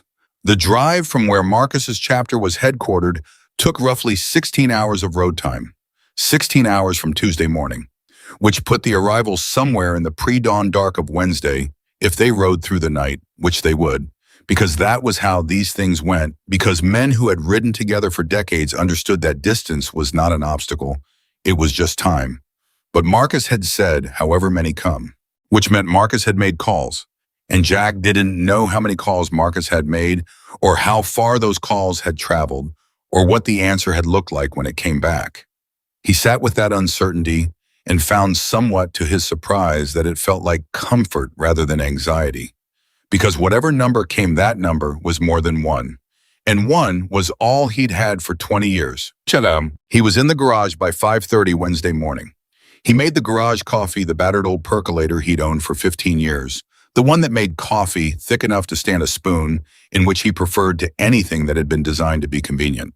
He drank it standing at the bay door, which he'd rolled up despite the cold because he wanted to hear the morning, and he wanted the air, and he wanted to be where he could see Route 9 when it happened. At 6:10, Emily Carter arrived. She was not in her diner uniform. She was in jeans and a heavy flannel jacket, and she had coffee from Betty's in one hand and her phone in the other, and she looked like she hadn't slept much either, which made two of them. She handed him the coffee without preamble. He accepted it without comment. Betty's already open, Emily said. She couldn't sleep. Phil and Dave are there. Margaret came in at 5:30, which Betty said was the earliest she'd ever seen her. Jack looked at her. They know something's happening. People can feel things, Emily said. You don't have to tell people everything for them to understand that the air has changed. He nodded. She stood beside him at the bay door, and they both looked out at Route 9, which was quiet in the early morning way, that roads in small mountain towns are quiet, the specific settled stillness of a place that hasn't yet decided it's fully awake. A light was on at Betty's across the street. Phil Courtney's truck was parked outside. The mountains behind the town were going from black to the first purple of early light. Jack, Emily said.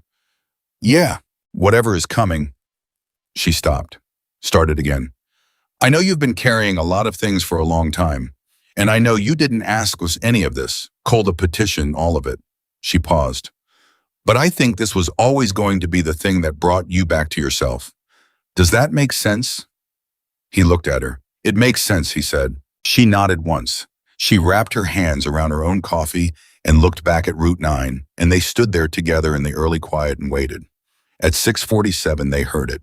Not dramatically, not all at once. The way sound works in mountain geography, it arrived in fragments before it arrived as a whole, a low vibration that you felt in your chest before you processed it, as sound, a frequency that the mountain air carried differently than ordinary noise, and then it resolved into what it was: engines.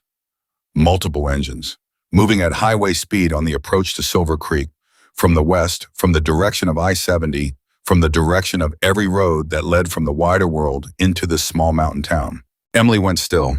Jack set down his coffee. The sound built. It built the way good things build, not suddenly, not with a single overwhelming arrival, but with accumulation, each additional element, adding to the mass of the whole until the whole was something that couldn't be ignored or minimized or talked around. It was the sound of something real happening in the physical world, moving through air and distance toward a specific point. And that specific point was Route 9, Silver Creek, Colorado, in front of a faded sign above a mechanic's bay door. Across the street, the diner door opened. Betty came out first, then Phil, then Dave Renko, then Margaret Collins, who had her arms crossed against the cold and her chin up in that way she had. That was either defiance or dignity, which in her case were the same thing. Other doors opened. Other people came out. Not a crowd yet, but the beginning of one residence who'd been awake and had heard the sound and come to their doors and then moved toward the street because the sound was too big to listen to from inside. Ray Tolliver pulled up in his cruiser without lights or sirens, got out and stood beside it. He looked at Jack across the street. Jack looked back at him. Tolliver nodded once slowly with the expression of a man who has just had a theory of his confirmed. Marco, the photographer, was already in position. Jack saw him down the block. Camera up, moving quietly. Lauren Reyes was standing outside the diner with her notebook out and her phone recording. And then the first motorcycle came around the bend on Route 9, then the second, then 10. Then they were coming in a line that didn't end quickly. Bike after bike after bike, headlights on, in the early morning half-dark engines running at the particular register that Harleys run when they are fully warmed and moving with purpose, a sound that was deep and rhythmic and unmistakably alive. They moved in the loose formation that experienced riders hold naturally enough space between them to be safe close enough together to be unmistakably one thing, one body moving toward one destination. Emily made a sound beside Jack. Not words. Just sound, the involuntary exhale of someone who has just witnessed something that exceeds what they were prepared to see. People on the street had gone very quiet. The motorcycles filled Route 9. They pulled into the area in front of the garage and the diner and spread across the width of the street in rows, bikes parking with the easy precision of people who had been doing this their whole lives, people who understood how to move and where to stop and how to occupy space without chaos. They kept coming. For 4 minutes, which is a long time when you are counting motorcycles, they kept coming. Jack stood at the bay door and counted and stopped counting at 60 because he couldn't track the movement accurately, and it didn't matter, the number didn't matter. What mattered was the quality of the thing, the fact of it, The specific weight of all those people who had answered a call and gotten on their bikes and ridden through the night for a man in a town they mostly didn't know. Because the man had once been their brother, and that was still true, because it would always still be true. The last bike parked, engines cut. The sudden quiet was enormous.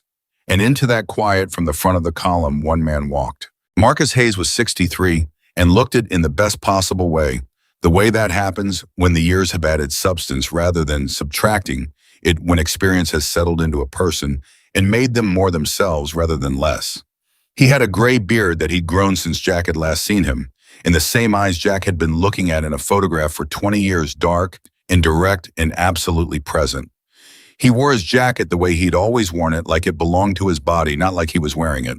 He walked toward Jack. Jack walked out of the garage. They met in the middle of Route 9 with all of Silver Creek watching. Marcus stopped 2 feet away. He looked at Jack for a long moment. His expression was complex in the way that real emotion is complex. There was no single name for it. It contained relief and recognition in 20 years of something that was not quite grief, but lived near it, and underneath all of that, something that was simply and completely gladness. "You look terrible," Marcus said. Jack's jaw was tight. "You look old." Marcus made a sound that was more feeling than laughter. He closed the 2 feet between them and put his arms around Jack, and Jack, who had not been held by another human being in longer than he could accurately calculate, stood there in the middle of the road in the cold early morning and felt 20 years of self-imposed exile begin to crack at the seams, just a little, just enough. Marcus stepped back. He held Jack by both shoulders at arm's length and looked at him the way a person looks at something they thought they might not see again. "You should have called sooner," Marcus said. "I know," Jack said. 20 years, Jack. "I know." "We looked for you," Marcus said. "You need to know that. We didn't know where you went, but we didn't stop looking. Some of these guys," he gestured behind him at the rows of bikes and the men standing beside them. "Some of these guys spent years on it." Jack looked past Marcus at the assembled riders. He recognized some faces and didn't recognize others, and then a face resolved itself from the crowd that stopped his breath entirely. A man in his 40s, dark-haired with a scar along his jaw that Jack knew the origin of because he'd been there when it happened. He looked at Jack with an expression that was too full to name and raised his hand in a gesture that was half wave and half something more. Jack looked at Marcus. "That's Bobby Chen," Marcus said. "Danny's younger brother. He patched in 8 years ago." Jack absorbed this.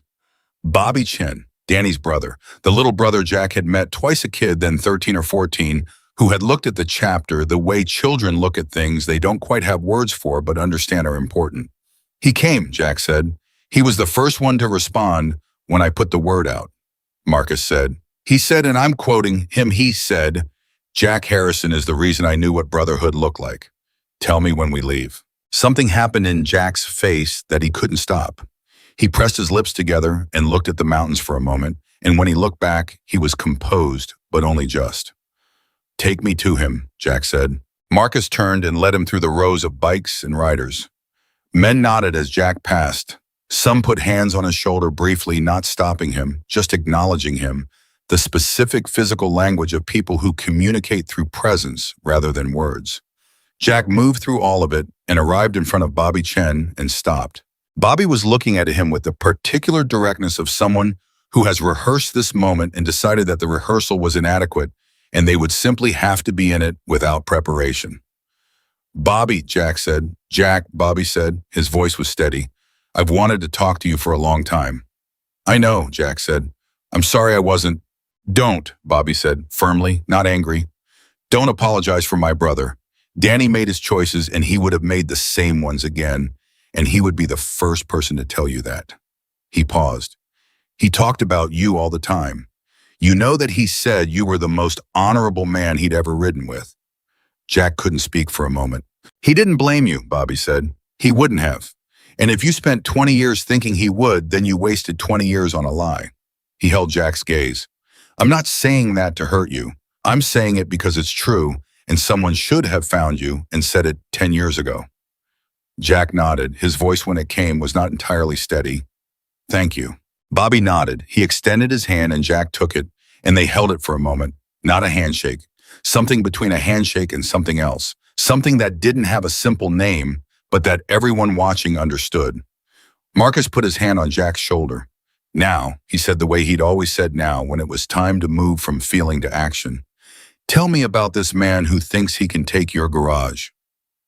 Within an hour of the arrival, Silver Creek had reorganized itself completely around the fact of 100 motorcycles on Route 9. This was not something the town had been prepared for, but towns like Silver Creek, small interconnected, built on the specific social physics of everyone knowing everyone, and news moving at the speed of phone calls, have a capacity to absorb large events quickly if those events are not threatening.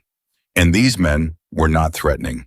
That was the thing that the people of Silver Creek processed in the first 20 minutes and didn't quite know what to do with. They had been ready to be afraid, and the thing in front of them was not the thing to be afraid of. Betty's diner was overwhelmed by 6:30. She was making coffee as fast as she could make it, and the men were patient and easy and paid for everything, and nobody demanded anything.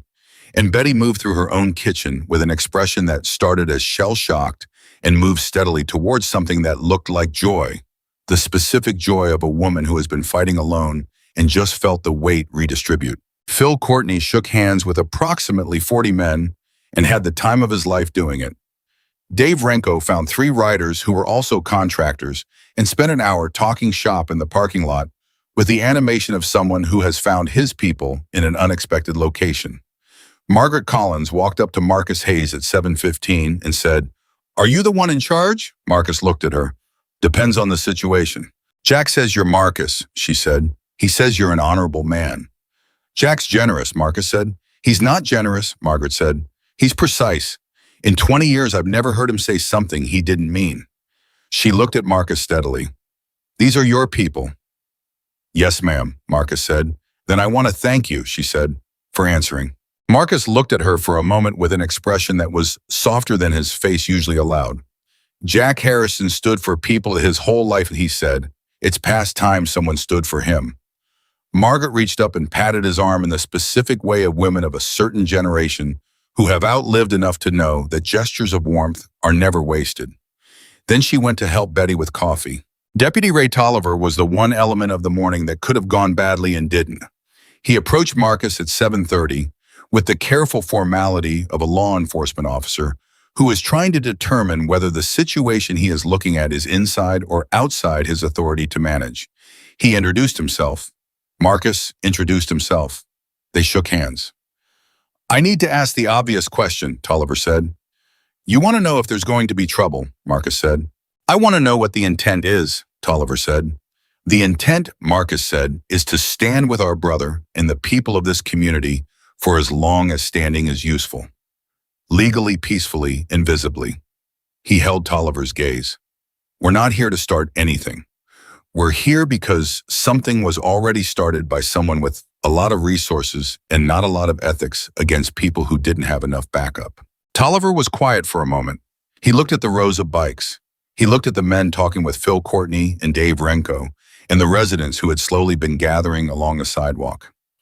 He looked at Betty's diner with its capacity exceeded and its owner clearly happier than she'd been in weeks.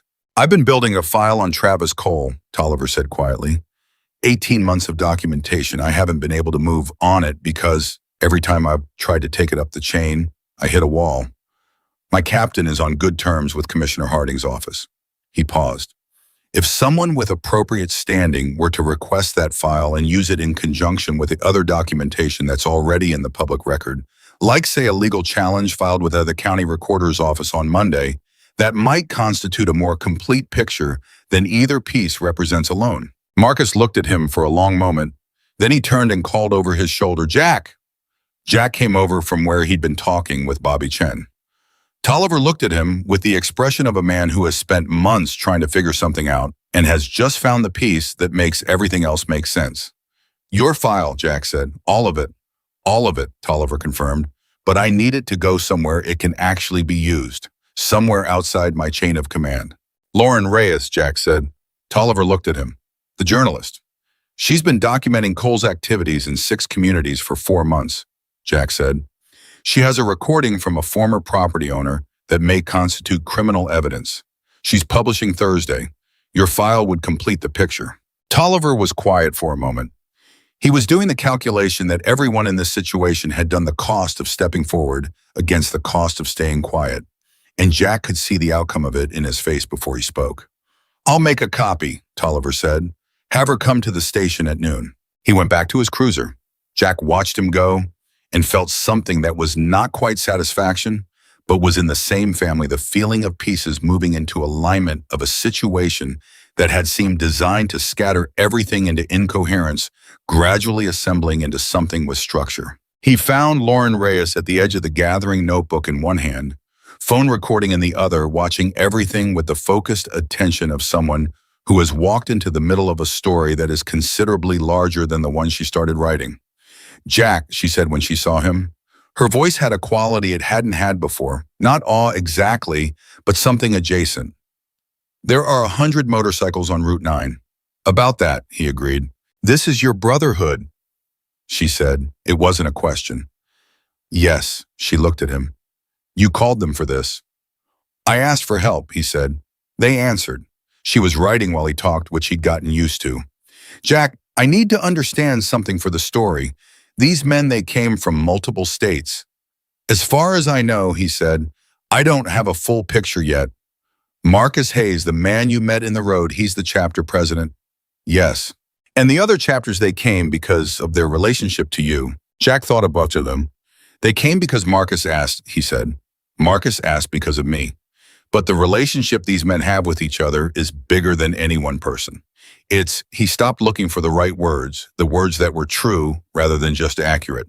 "It's the kind of thing that doesn't require explanation between the people inside it. You ask and people come.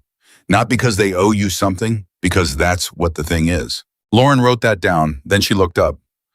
"Ray Tolliver has a file on Cole." "I know, he wants to meet you at noon." She exhaled. "Okay." She flipped a page in her notebook.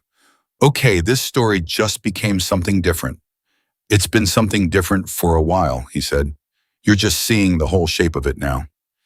Travis Cole learned about the motorcycles at 8:15, which meant someone in Silver Creek with a connection to his operation had called within 90 minutes of the arrival. Jack found this out because Marcus told him Marcus had people watching the one known Cole associate in Silver Creek, a property manager named Vic Sutton, who worked with Cole's acquisition team, and Vic Sutton had made 2 phone calls before 8:30 and gotten into his car and driven east toward the city at a speed that suggested urgency. "He panicked," Marcus said. "Cole won't panic," Jack said. "No," Marcus agreed, "but panic in the people around him creates noise, and noise makes smart people make mistakes." He looked at Jack. "What's your read on him?" Jack thought about Travis Cole. He thought about the BMW and the tailored jacket and the specific arithmetic of a man who had never been wrong about how power worked. "He'll try to reframe it," Jack said. "He'll call his lawyers and his county contacts, and he'll try to find a way to characterize this that makes it look like something other than what it is." "What will he say it is?" "Intimidation," Jack said. "He'll say we came here to intimidate him and the county and that the whole thing is an illegal pressure campaign. He'll file an injunction if he can." He paused. "He'll try to make us the story instead of him." Marcus nodded slowly. "And the journalist?" "She's got Tolliver's file at noon," Jack said, "and Pete Harmon's recording, and 4 months of documentation, and everything Frank filed Monday." He looked at Marcus. "The story runs Thursday. If Cole tries to file anything legal before Thursday, it hits a published record that makes his filing look like retaliation." Marcus was quiet for a moment. "You've been running this whole thing," and he said, "since before you called me." "I've been keeping records," Jack said. "That's not what I mean," Marcus said. "I mean you thought through every angle. The legal angle, the documentation angle, the public record angle. You knew what you needed and when you needed it. The call to me was one piece of a plan you'd already been building." Jack looked at him. "Did you expect anything different?" Marcus made a sound that was very nearly a laugh. "No," he said. "Honestly, no. I just forgotten, in 20 years of you being gone, how you operate." He shook his head. "You always did make the rest of us look like we were improvising." "You weren't improvising," Jack said. "You were doing what the situation required." "Same as always." "Same as always," Marcus agreed. They stood there for a moment, 2 men in their 60s on a mountain road, surrounded by the sounds of 100 bikes and the voices of a town that was slowly visibly beginning to breathe differently than it had been breathing for 2 years. "Marcus," Jack said. "Yeah, I'm sorry I was gone so long." Marcus looked at him. The expression on his face was the expression of a man who has heard something he has waited a long time to hear and is not going to make theater of it. "You're here now," he said. "That's what counts." At 10 o'clock, the thing Jack had not anticipated happened. It started at the diner. The diner had been managing its overflow for 3 hours. Betty moving through the tables with the focused efficiency of someone who has found her second wind and intends to use it. The writers had been steady customers, coffee breakfast, the kind of easy, generous patronage that came from people who understood what a small business was and treated it accordingly. Betty's register had done more business by 9:30 than it typically did in a full day, and she was aware of this in the way people are aware of good fortune when it arrives in the middle of misfortune with gratitude and also a kind of guilty confusion about whether they deserve it. Phil Courtney had been making phone calls all morning. Not dramatic phone calls, not the calls of someone trying to mobilize quiet calls, the calls of a man working his address book, the way you work it when you want people to know something is happening and make their own decisions about it. By 10 o'clock, the effects of those calls were arriving on Route 9. People from Silver Creek had been gathering since the arrival. Some of them Jack recognized as regulars of the businesses on the street. Some he recognized as people he'd fixed things for over the years, people who'd brought him lawnmowers and generators and old bicycles. Some he didn't know at all, people from the surrounding community, people who had heard the same story told in different ways over the years and had been waiting for something that looked like the possibility of things being different. By 10 o'clock, there were approximately 80 Silver Creek residents standing on Route 9 alongside 100 motorcycle riders. By 10:30, there were more than 100 residents. By 11, the number had crossed somewhere north of 200. Nobody had organized this. There were no signs. There was no announced gathering, no social media event, no scheduled moment. People had simply heard that something was happening and come to see it, and having seen it had stayed, because the thing in front of them was the kind of thing that makes you stay, the visible, physical, undeniable evidence that a community that has been fragmented by fear and isolation is capable of reassembling around something real. Margaret Collins stood on the sidewalk outside her market with her white hair in its practical bun and watched the street fill and pressed her hand to her mouth and breathed through it. Betty came out of the diner at 11:15 when the morning rush had finally stilled enough that she could leave her staff to manage it. She stood beside Jack at the garage bay door and looked at Route 9. "I've lived here my whole life," she said quietly. "I've never seen anything like this." "Neither have I," Jack said. She looked at him. Her eyes were wet. "This is because of you. This is because of everyone who's been holding on," he said. "I just don't," she said in the same tone Margaret had used with Marcus. The tone that older women who have earned the right to it use when they want you to stop diminishing something true. You called for help. You held the line. You crossed the street for Margaret when nobody else was going to. Don't minimize it, Jack. Just accept it. He looked at her.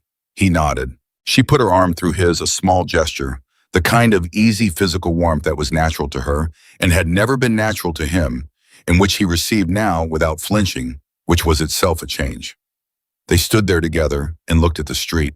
At 11:45, Lauren Reyes found Jack with her notebook and her phone and an expression that was professional, and also underneath that, the expression of a journalist who has just spent a morning watching something happen that she is going to be describing for the rest of her career. "I counted 230 people," she said, "not including the riders." "I know," he said. "Travis Cole's people took photographs at 9:15, she said. "Sutton's car. They're documenting for whatever legal action they're preparing." "I know that too," he said. "I got a call from Cole's PR firm at 10:30, she said. "They wanted to know about the story I'm working on. Someone talked. They're preparing a counter-narrative." "What did you tell them?" "That my story speaks for itself and will be published Thursday, and they're welcome to reach out with any factual corrections before deadline." She paused. "They're going to try to characterize this as a gang intimidation event." "I know. Tolliver's file counters that," she said, "completely. 18 months of Cole's documented conduct is a very effective counter-narrative to anything he's going to say about today." She looked at Route 9. But Jack, what happens next? What's the actual sequence from here? Jack looked at her. He looked at the street. He thought about the question, which was the right question, the question that the moment required an answer to. The story runs Thursday, he said. With Tolliver's documentation and Pete's recording, it's not just a story about development practices. It's a story that law enforcement agencies read and respond to. Cole's relationship with the Economic Development Authority becomes a liability for everyone associated with it. Harding distances himself. The eminent domain petition loses its political support. He paused. A petition without political support is a legal document without a mechanism. It can still proceed, but it loses the acceleration. It goes into standard timelines. Standard timelines give you what? Months, he said. Enough months for Frank DeLuca's challenge to work through the process. Enough months for the documentation to matter. He looked at her. Cole is not invincible.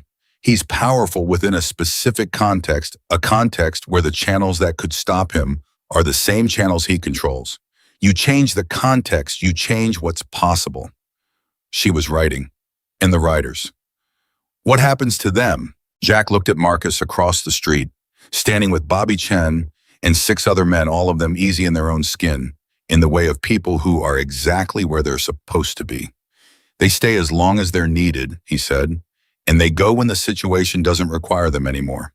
That's how it's always worked. Lauren finished writing. She looked at him directly.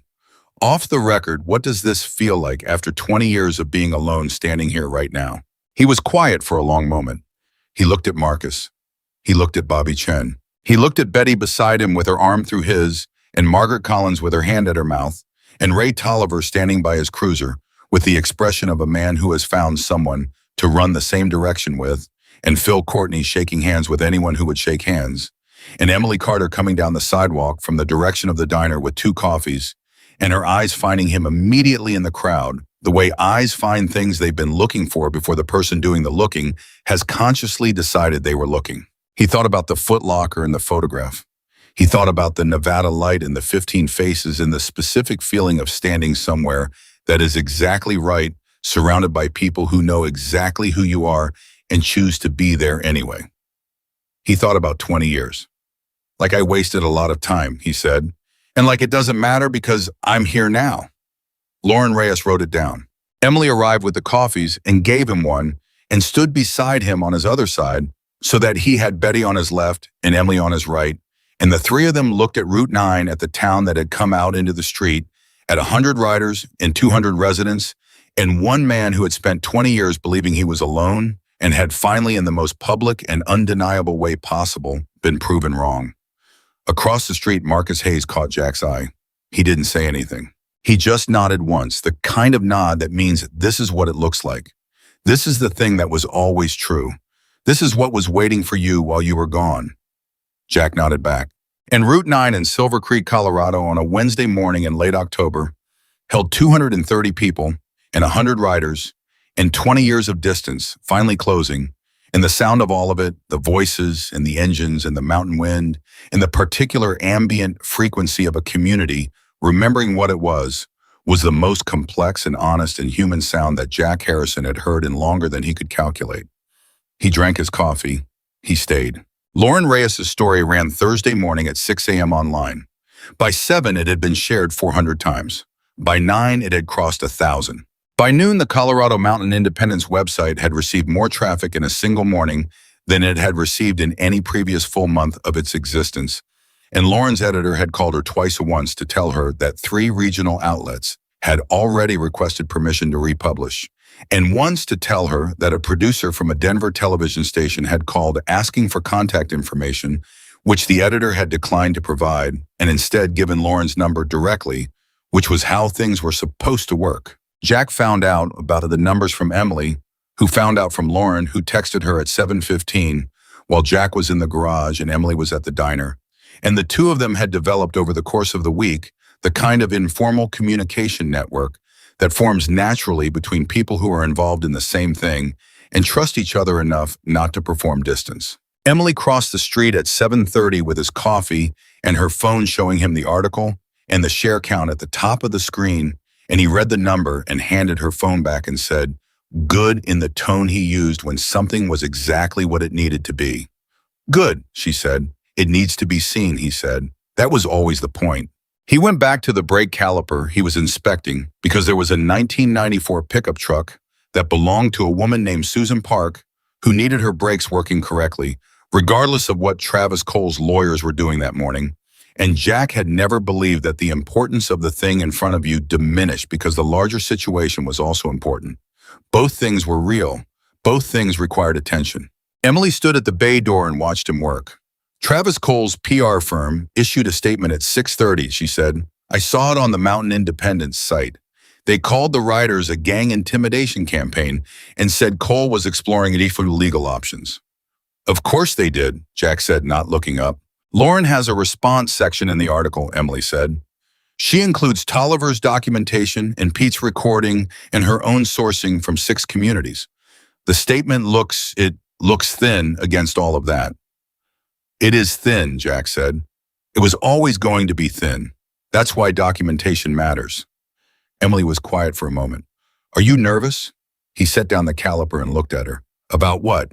About what comes next, she said. About whether it works. About whether all of this She gestured at the street, at the memory of 100 bikes and 200 residents at the week they'd all just lived through. About whether it actually changes anything. Jack picked up the caliper again. Change doesn't happen in a single moment, he said. It happens in the accumulation of moments. We've accumulated enough now that the direction has changed. That doesn't mean there's nothing left to do. It means the doing is different now. She looked at him for a moment. You sound very certain. I'm not certain, he said. I'm committed. Those are different things, but they feel similar from the outside. She laughed at that, a short, genuine surprise sound. Then she handed him his coffee and went back to her shift. The first real break came at 10:15 Thursday morning, and it came from a direction nobody had predicted. Frank DeLuca called Jack at 10:17, and the quality of his voice on the phone was so different from every previous call that Jack knew before Frank said a word that something had changed. Commissioner Harding's office called me, Frank said. Jack was very still. What did they say? They said the commissioner is reviewing the eminent domain petition in light of new information that has come to his attention regarding the procedural basis of the filing. Frank paused, and Jack could hear him choosing his next words carefully, the way a man chooses words when he's trying to be accurate about something that feels too good to state plainly. They said the review will require suspension of all associated timelines pending the outcome. Jack sat down on the stool. The suspension of timelines meant Margaret Collins's 30-day clock had just stopped. It meant Betty's license review had just stopped. It meant every piece of the county machinery that Travis Cole had been using as a weapon against the businesses on Route 9 had just gone from active to paused in a single phone call because a politician who had bet on Travis Cole's permanence had read an article that morning and recalculated. Harding is cutting him loose, Jack said. It sounds that way, Frank said. The statement is careful. It's official language, nothing personal. Nothing that admits the original petition was improper. But the practical effect is clear. How quickly can Cole re-engage the machinery without Harding's support? Significantly less quickly, Frank said. He can still pursue legal options. He can still file things. But without the county authority actively supporting the eminent domain petition, the petition becomes a standard legal matter, subject to standard timelines, which means it goes into the queue. The queue is long, and the challenge I filed Monday is already in there ahead of it. Jack absorbed all of this. Frank, what does this actually mean for Margaret and Betty and the others? Frank took a breath. It means they have time, he said. Real time, not 30 days, not a manufactured crisis. Real time to fight this through the proper channels. He paused. It means the trap was sprung before they were fully inside it. After he hung up, Jack sat for a moment. He called Marcus. Marcus was at the motel on the west end of town where half the riders had taken rooms and the other half had camped, a fact that had delighted the motel's owner, a man named Dennis Park, who had told Phil Courtney that this was the best week of business he'd had in 8 years. Harding suspended the petition timelines, Jack said. A beat. Already. Story ran at 6 this morning, Jack said. He called Frank's office by 10:15. Marcus made a sound. Politicians move fast when they smell smoke. They do, Jack said. It doesn't mean it's over. Cole still has legal options and money and the inclination to use both. But the ground shifted, Marcus said. Yes, Jack said. The ground shifted. You need us to stay. Jack thought about this. He thought about what the situation was now versus what it had been 48 hours ago. He thought about the difference between the moment when a tide turns and the moment when you can safely say the shore's clear. A few more days, he said, if that's possible. It's possible, Marcus said, with the easy certainty of a man who has never had to check a schedule to determine whether something important could be accommodated. The second break came Friday afternoon, and this one hit Travis Cole in a place that mattered more to him than any county petition. A Denver television station ran a segment at the 5 o'clock news that drew heavily from Lauren's article. The segment included an interview with Lauren herself conducted via video call and a brief clip of Route 9 on Wednesday morning. Marco's photographs had captured the scene with the kind of honest clarity that made you understand the size of what had happened without any editorializing, just the image of 100 bikes and 200 people in a street that looked like a community remembering what it was. The segment also included briefly the audio of Pete Harmon's recording.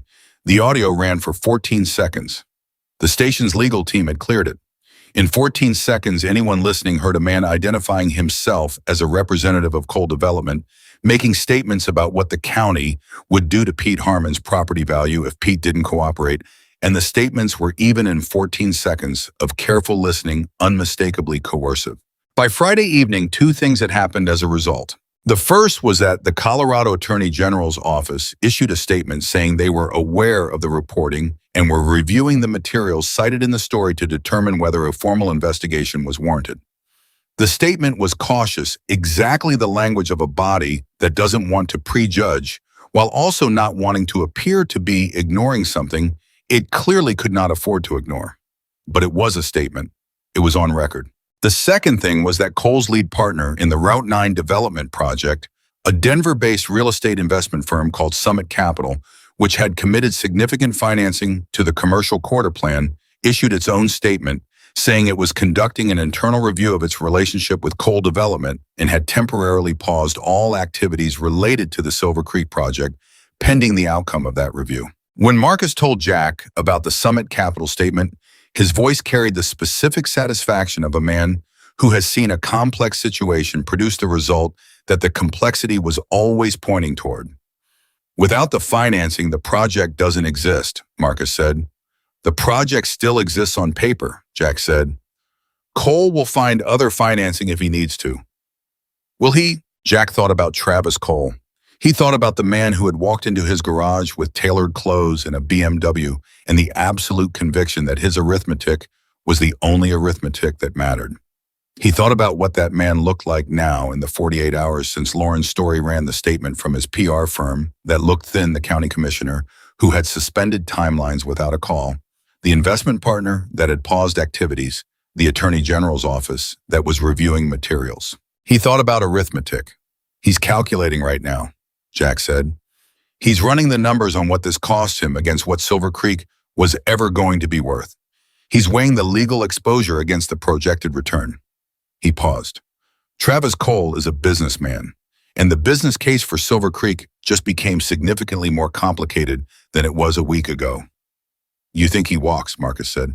I think he's deciding whether to walk, Jack said, and I think he needs one more push. What kind of push? Jack looked at the wall of his garage. He looked at the old Hells Angels photograph that he'd taken out of the Foot Locker 2 days ago and hung on the wall in plain sight because 20 years of hiding it had been enough. And it was time to let it be what it was, a picture of his people, his brotherhood, his real life, hanging in the space where he spent his days. The kind that comes from Lauren's second article, he said. She's been working on the follow-up since Thursday morning. It goes deeper into the Summit Capital connection and the Economic Development Authority relationship. He paused. If Summit Capital and the EDA relationship both become public record in the same news cycle, the legal exposure for everyone involved stops being theoretical. When does the second article run? Monday, Jack said, unless something happens over the weekend that changes it. Something did happen over the weekend. Saturday morning, Jack received a phone call from a number he didn't recognize. He almost didn't answer. He answered because his instincts had been right all week and he trusted them. Mr. Harrison, a man's voice. Professional measured the voice of someone paid to be both. My name is Richard Walsh. I'm an attorney. I represent Cole Development. A brief pause. Mr. Cole has asked me to reach out and explore whether there's a pathway to resolving the current situation in a manner that works for all parties. Jack sat very still. I'm listening, he said.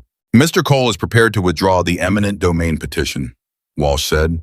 He's prepared to formally release all related compliance orders currently pending against properties on Route 9.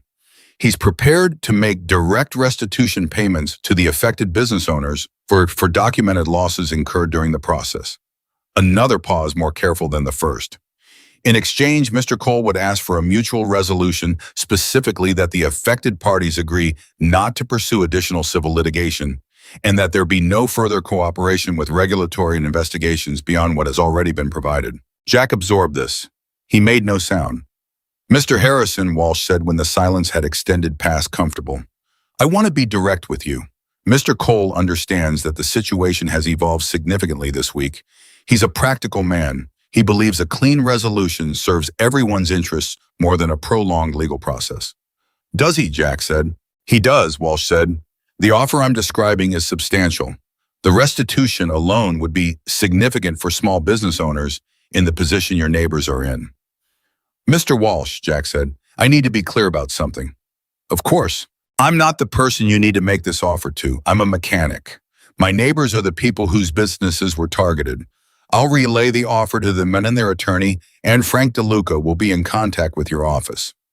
He paused. But I want to tell you something that isn't part of the negotiation. Go ahead, Walsh said carefully. The part of this offer about regulatory and investigations, Jack said. I don't speak for the Attorney General's office, neither do the people on Route 9. Whatever materials have already been submitted to that office are already submitted. Any agreement your client makes with private citizens does not affect what a state-level investigation chooses to do with information it's already received. A pause. I understand that, Walsh said. I want to make sure your client understands it, Jack said. Because if he's making this offer, believing that a settlement with the people of Silver Creek stops the larger investigation, he's made an error in his arithmetic. Silence on Walsh's end, long enough to be meaningful. I'll convey your response to Mr. Cole, Walsh said. You do that, Jack said. Frank DeLuca's number is in the county records. He'll be expecting a call Monday. He hung up. He sat at his workbench for a moment. He called Marcus. He blinked, Marcus said, after Jack had relayed the conversation. He's trying to contain the damage, Jack said. He thinks a settlement boxes the investigation. It doesn't, but he thinks it does. What does Frank say? Jack called Frank next. Frank was quiet for a long time after Jack finished talking the specific quiet of a retired attorney who was running through multiple scenarios simultaneously and cross-referencing them against 30 years of experience. The offer is real, it is real, Frank said finally. Coming through as attorney on a Saturday within 48 hours of the Summit Capitol pause, that's not a negotiating opener. That's a man who is trying to close a wound before it gets infected. Can we get more? Jack asked. Probably, Frank said. If we respond Monday instead of today, and if Lauren's second article runs Monday morning, the offer improves. His leverage diminishes by the hour right now. He paused.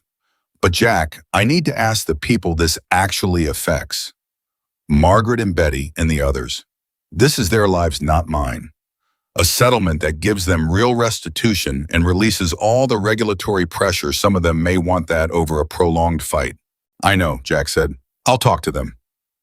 The conversation happened Saturday afternoon at Betty's diner, after closing with the door locked and the sign turned and the chairs pushed back and the 6 people most directly affected sitting around pushed together tables. Betty, Margaret Pete Harmon, Phil Courtney, Dave Renko, and Jack. Frank DeLuca was on speakerphone because his hip was acting up and he decided not to drive. Jack laid out the offer plainly. He gave his own rate on it plainly. He asked for their honest responses. Betty spoke first, which was right because Betty had been in the middle of this the longest and had the most direct losses to account for. I'm 63 years old, she said. I don't want to spend 3 years in legal proceedings. I want to keep my diner.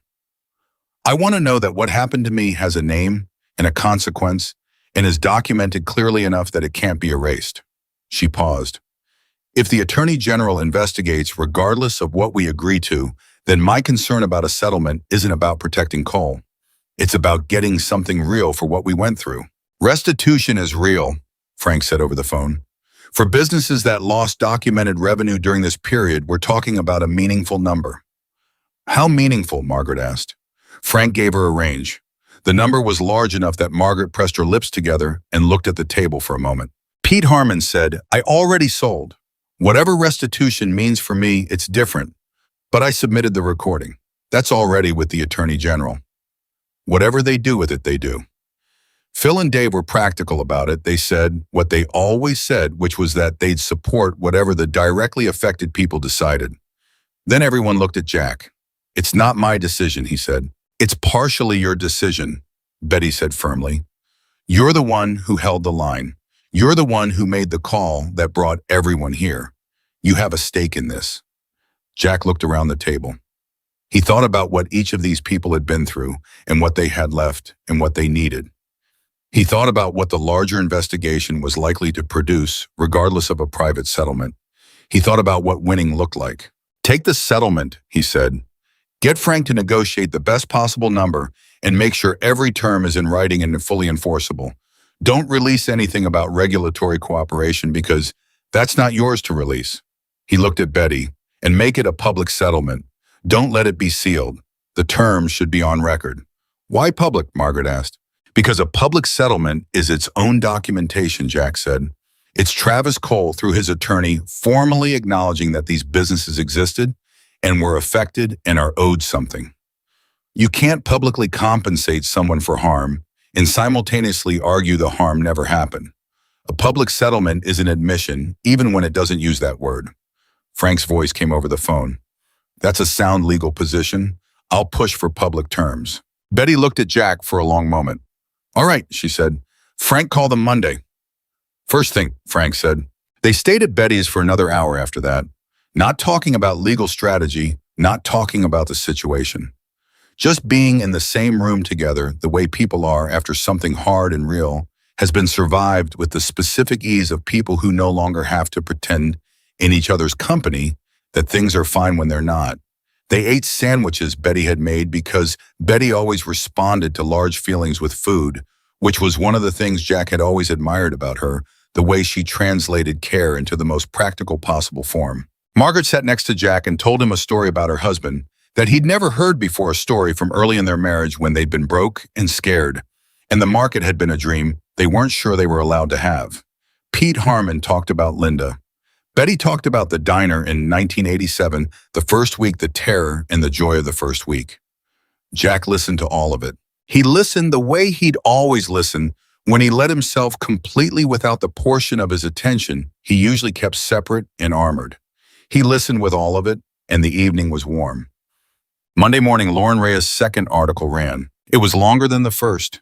It traced the full relationship between Cole Development and Summit Capital and the specific financial arrangements between Cole's company and three members of the Economic Development Authority, including Commissioner Harding, who had received campaign contributions totaling nearly $40,000 from entities connected to Cole's operation over a 3-year period.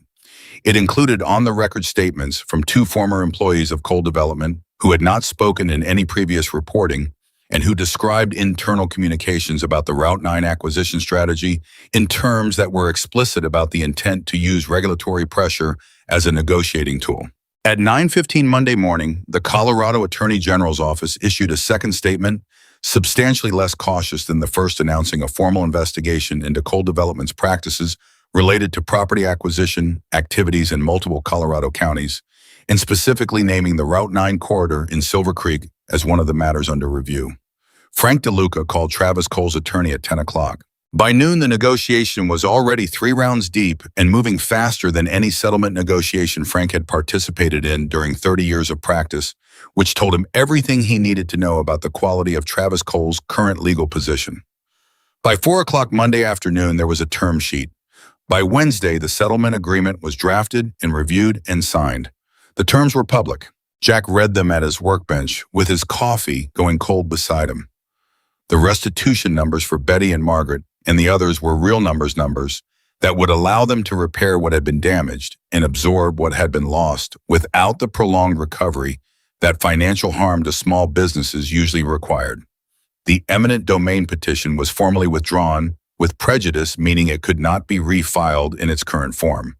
All outstanding regulatory actions related to properties on Route 9 were formally released, and the settlement agreement itself was filed with the county recorder's office, which meant it was public record, which meant it was permanent. Jack set down the papers. He picked up his coffee. He sat for a moment in the middle of his garage, the one with the faded sign and the warped wooden frame that he'd never gotten around to fixing because there was always something more urgent.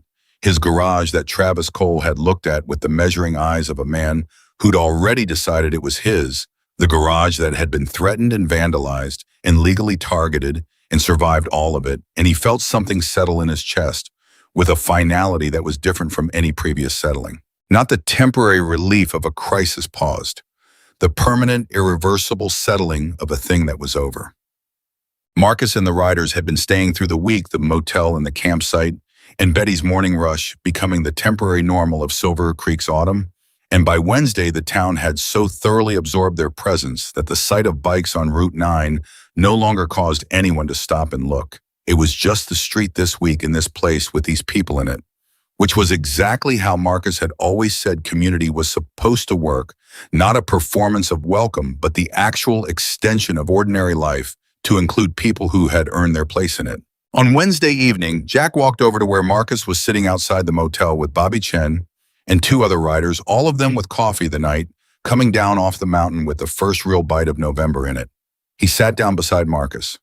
They were quiet for a moment, the comfortable quiet of people who had been through enough together that silence required no management. Tomorrow, Jack said. Thursday morning, Marcus said. Some of the guys need to get back. Jobs, families.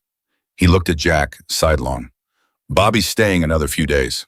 Jack looked at Bobby Chen, who was talking quietly with one of the other riders, and felt the same thing he'd felt when he first recognized Bobby's face in the crowd on Wednesday morning, the complex, layered emotion of something that had been broken for 20 years, being, if not repaired exactly, then transformed into something that could be carried differently. Marcus, Jack said. Yeah. Danny's been on my mind all week. Marcus was quiet for a moment. He's been on mine too, he said. He would have ridden up front. You know that. He would have been the first one here. I know, Jack said. He also would have given you an earful about waiting 20 years to call, Marcus said with the specific dry warmth of someone who knew exactly what a dead friend would have said and was saying it for them. Jack made a sound that was almost a laugh. He agreed. He never missed an opportunity to make a point. No, Marcus said. He didn't. He was quiet for a moment. Jack, I need to tell you something. I've been trying to find the right moment, and there isn't a right moment, so I'm just going to say it. Jack looked at him. The night Danny died, Marcus said. I know the story. I've always known the full story, not the version you told yourself. I've known for 20 years what the call looked like from the outside and what your options were and what any reasonable person in your position would have done. He held Jack's gaze. What happened wasn't a failure of judgment. It was a situation that had one outcome regardless of what you chose. The variables were locked before you made any decision. He paused. You know that on some level. You've always known it, but knowing it and feeling it are different things. Jack looked at his hands. I should have told you this 20 years ago, Marcus said. When you disappeared, I thought you needed time and you'd come back, and I'd tell you then. And then time kept going. He shook his head. That's my regret, not yours. Jack was very still. You didn't fail him, Marcus said. You saved 3 other people in the same situation. Danny knew the risks, and he loved you anyway. And Bobby Chen, his brother Danny's own blood, told you himself what Danny said about you. He leaned forward slightly. Let it go, not because it doesn't matter, because carrying it serves nothing and no one, and you have used up enough of your life on it. Jack looked at the mountain. He breathed. He felt something move in him, the deep structural shift of something that had been load-bearing for a very long time, beginning finally to be replaced by something else. Not gone, transformed. The way grief transforms when you let it, when you stop fighting it and let it become what it actually wants to be, which is love with nowhere to go, looking for a new direction. Okay, Jack said quietly. Okay, Marcus said. They sat there together for a while longer, and the mountain held its shape against the dark, and the coffee went cold. And it was fine. Thursday morning, the riders left. It happened the way arrivals of this kind happen, with the same organized ease, the same unhurried certainty that the people involved knew how to do this, had done it their whole lives, understood the grammar of departure as well as they understood the grammar of arrival. Engines starting one by one, the sound building the way it had built on Wednesday morning 2 weeks ago, filling the air of Silver Creek with the frequency that the town would now always associate with this week, with this autumn, with the thing that had happened here. Betty's diner was open at 5:30, which was 2 hours before normal, because Betty had decided she wasn't sending anyone out of Silver Creek without breakfast, and that was final.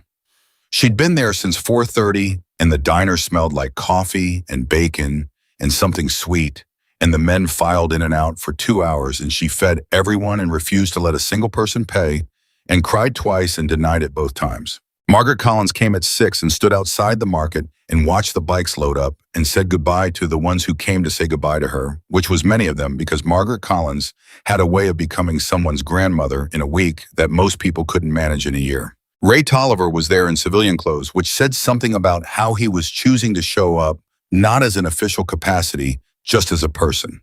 He shook Marcus's hand when Marcus came out of Betty's with his last cup of coffee, and they held the handshake a beat longer than necessary and said a few words that Jack couldn't hear and didn't need to.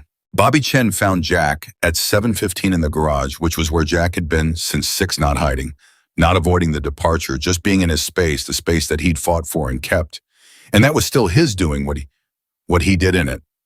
Bobby stood at the bay door. Jack looked up. "I'm staying through the weekend," Bobby said. "Marcus said I could take a few extra days." "You don't have to," Jack said. "I know," Bobby said. "I want to." He paused. "I want to hear more about Danny. From you, the way you knew him. The years before I was old enough to know what to pay attention to." Jack looked at him for a moment.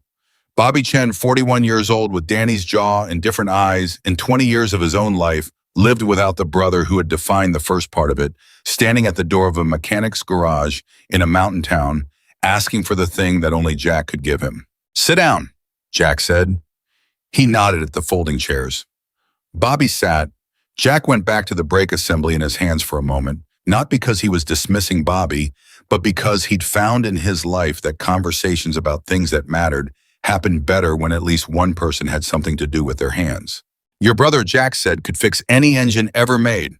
He had a natural understanding of mechanical systems that I've only seen in 2 other people in my entire life, and I've been doing this for 30 years. Bobby smiled. "He fixed my mom's car every time it broke down until he was old enough to afford her a new one." "That sounds exactly right," Jack said.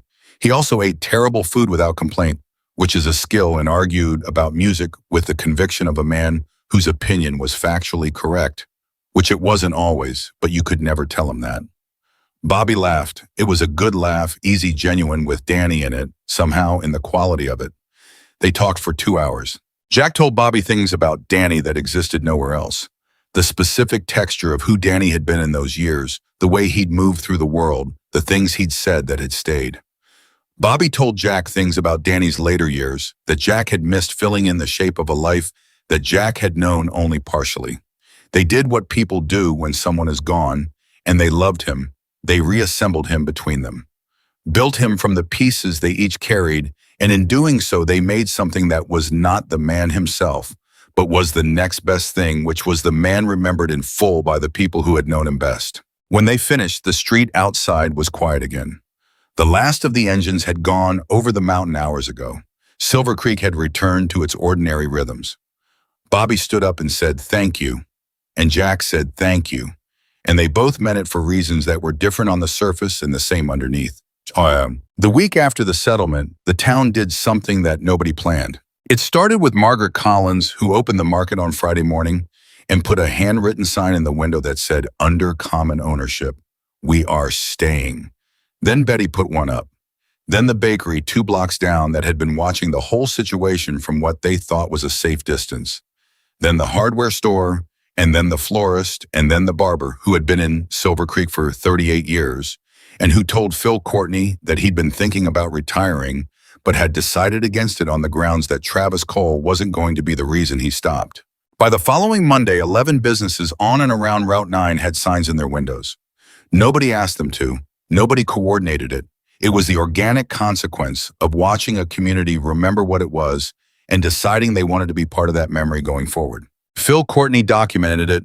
He photographed every sign and sent the photographs to Lauren Reyes, who wrote a short follow-up piece about it that ran the following Thursday. The piece was smaller than the investigation, just 500 words and Phil's photographs, but the response to it was disproportionate to its size because people understood what they were looking at, understood that what the signs represented was the specific kind of courage that is not dramatic or singular, but collective and ongoing and ultimately more durable than any other kind. Lauren sent Jack a text after the piece ran, "This is what I do it for." He read it twice and put his phone down and went back to work. 3 weeks after the settlement, Emily Carter knocked on the side door of the garage at 7 in the evening, which was after close, which was unusual. And when Jack opened the door, she was holding a bottle of wine that she was slightly awkward about, and he laughed, which made her laugh, and he told her to come in. They sat on the work stools because the garage didn't have chairs that weren't folding, and she opened the wine with the corkscrew she'd thought to bring and poured it into 2 mugs because he didn't own wine glasses, which she found unreasonably funny. "I wanted to ask you something," she said. "Ask." She looked at her mug. "Are you staying?" He looked at her. "In Silver Creek?" "Yes." She looked up. "I know things have settled. I know the immediate situation is resolved. And I know," she paused, "I know sometimes when something big is over, the place where it happened feels different and people leave." She was very direct about it. It was one of the things he'd always respected about her, the way she asked what she meant to ask without dressing it up. "Are you staying?" Jack looked around the garage, at the workbenches covered in the specific organized debris of work being done, at George Abel's mug on the corner shelf where George had left it, and Jack had never moved because he didn't see a reason to move it. At the faded sign he could see through the bay door, the sign he'd been meaning to repaint for 4 years and never had. He looked at the photograph on the wall, the Nevada light, the 15 faces, his people. He looked at Emily. "I'm not leaving," he said. "I was never going to leave." He paused. "I didn't fight for this garage because the garage is irreplaceable. I fought for it because running is how I lost 20 years, and I'm done running. This is my home." He looked at her. "You're my home. This town, Betty and Margaret and all of them. This is mine. I'm not leaving it." Emily looked at him for a long moment. Then something relaxed in her face, not a smile exactly more than a smile, the specific expression of a person who has just confirmed something that mattered more than they were prepared to admit. It mattered. "Good," she said. "That's good." They drank the wine from mismatched mugs in the garage, with the mountain going dark outside and the town settling into its evening, and the conversation went where conversations go. When 2 people have been through something together and survived it and want to know what happens next, which is somewhere warm and specific and full of the small, ordinary details of 2 lives beginning to account for each other's presence as something permanent rather than temporary. He told her about the Army more than he'd told anyone. She told him about Denver and the relationship that hadn't worked and the mountains that had. He told her about Marcus and Danny and the chapter and the years he'd spent believing he was too broken to go back to any of it. She told him that she'd known from the first Tuesday he'd sat in her booth that he was someone who was carrying something larger than the ordinary weights that most people carried, and that she'd spent 4 years trying to decide whether to ask about it, and that she was glad now for the patience. He looked at her across the 2 mugs of wine in the grease-scented air of his garage and thought about the particular mercy of being known, not the version of yourself you present to the world, but the actual version. The one that includes the failures and the silences, and the 20 years of running and being known anyway, being looked at directly anyway, being chosen by someone who had seen the whole shape of it and decided it was worth staying for. "Emily," he said. "Yeah, I've been bad at this," he said, "at being known, at letting people close, at all of it." "I know," she said. "I'm going to try to be less bad at it." She smiled. "That's the most romantic thing anyone has ever said to me." He laughed, a real laugh, the kind that comes from somewhere genuine, the kind he'd been stingy with for 20 years and was learning slowly to spend more freely. Bobby Chen left on a Sunday. He came to the garage that morning and helped Jack for 3 hours without being asked, just picked on tools and found the work that needed doing, and did it, which was the most natural thing in the world. And also something Jack felt in a way he couldn't fully account for, the feeling of having someone beside him who understood the work and understood him and was there because they wanted to be there. Before he left, Bobby stood at the bay door with his helmet in his hand and looked at Jack with Danny's jaw in his own eyes. "I'm going to mind to come back," he said. "If that's all right." "That's more than all right," Jack said. "Marcus says you should come to Nevada," Bobby said. "In the spring, there's a ride. You should be there." Jack looked at him. He thought about Nevada. He thought about the photograph on his wall. He thought about roads that went west and the specific quality of light in the high desert in spring, the enormous sky and the clean air, and the brotherhood of men who had been riding together long enough that the ride itself was almost secondary to everything that surrounded it. "Tell Marcus I'll think about it," he said. Bobby smiled. "I'll tell him you said yes." He got on his bike. He rode out of Silver Creek, heading west, and Jack stood at the bay door and watched him go. And the sound of the engine was clear and clean in the cold autumn air, and Jack watched until it was gone, and then stood for a moment longer in the quiet that followed. He went back to work. He worked until noon when Betty knocked on the bay door with sandwiches and sat on her stool and told him about a conversation she'd had that morning with a young woman who wanted to open a bakery on Route 9 and had asked Betty whether this was a good place to do it and what Betty had told her. "What did you tell her?" Jack asked. "I told her there was a mechanic across the street who'd been here 20 years, Betty said. "I told her he was the most stubborn man I'd ever known.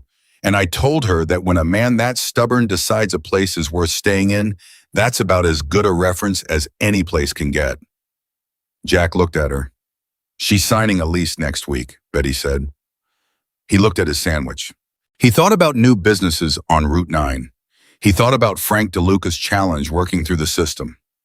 He thought about Tolliver's file in the hands of the Attorney General's office. He thought about Marcus on a phone somewhere, saying "we're coming," the simplest and most complete sentence he had ever heard, 2 words that contain 30 years of loyalty and the specific weight of brotherhood that doesn't dissolve under pressure but becomes more itself when pressure is applied. He thought about 20 years. He thought about what 20 years costs when you spend them running from the people who would have stood beside you. And he thought about what it feels like when you stop running. Not the dramatic stop, not the moment in the road stop, but the daily, ordinary, completely irreversible stop that happens when a person decides that the place they are in is the place they belong, that the people around them are the people worth being around, that the work in their hands is the work worth doing, that the life available to them is the life worth living. He thought about that. And then he finished his sandwich and picked up his wrench and went back to work in his garage in Silver Creek, Colorado. His garage, his town, his people, his life, chosen and kept and fought for, and finally fully irrevocably his. Because a man who knows who he is and where he belongs is not someone who can be moved by money or threats or the machinery of men who mistake power for permanence. And Jack Harrison, veteran mechanic and brother, had finally, after 20 years of forgetting, remembered exactly who he was.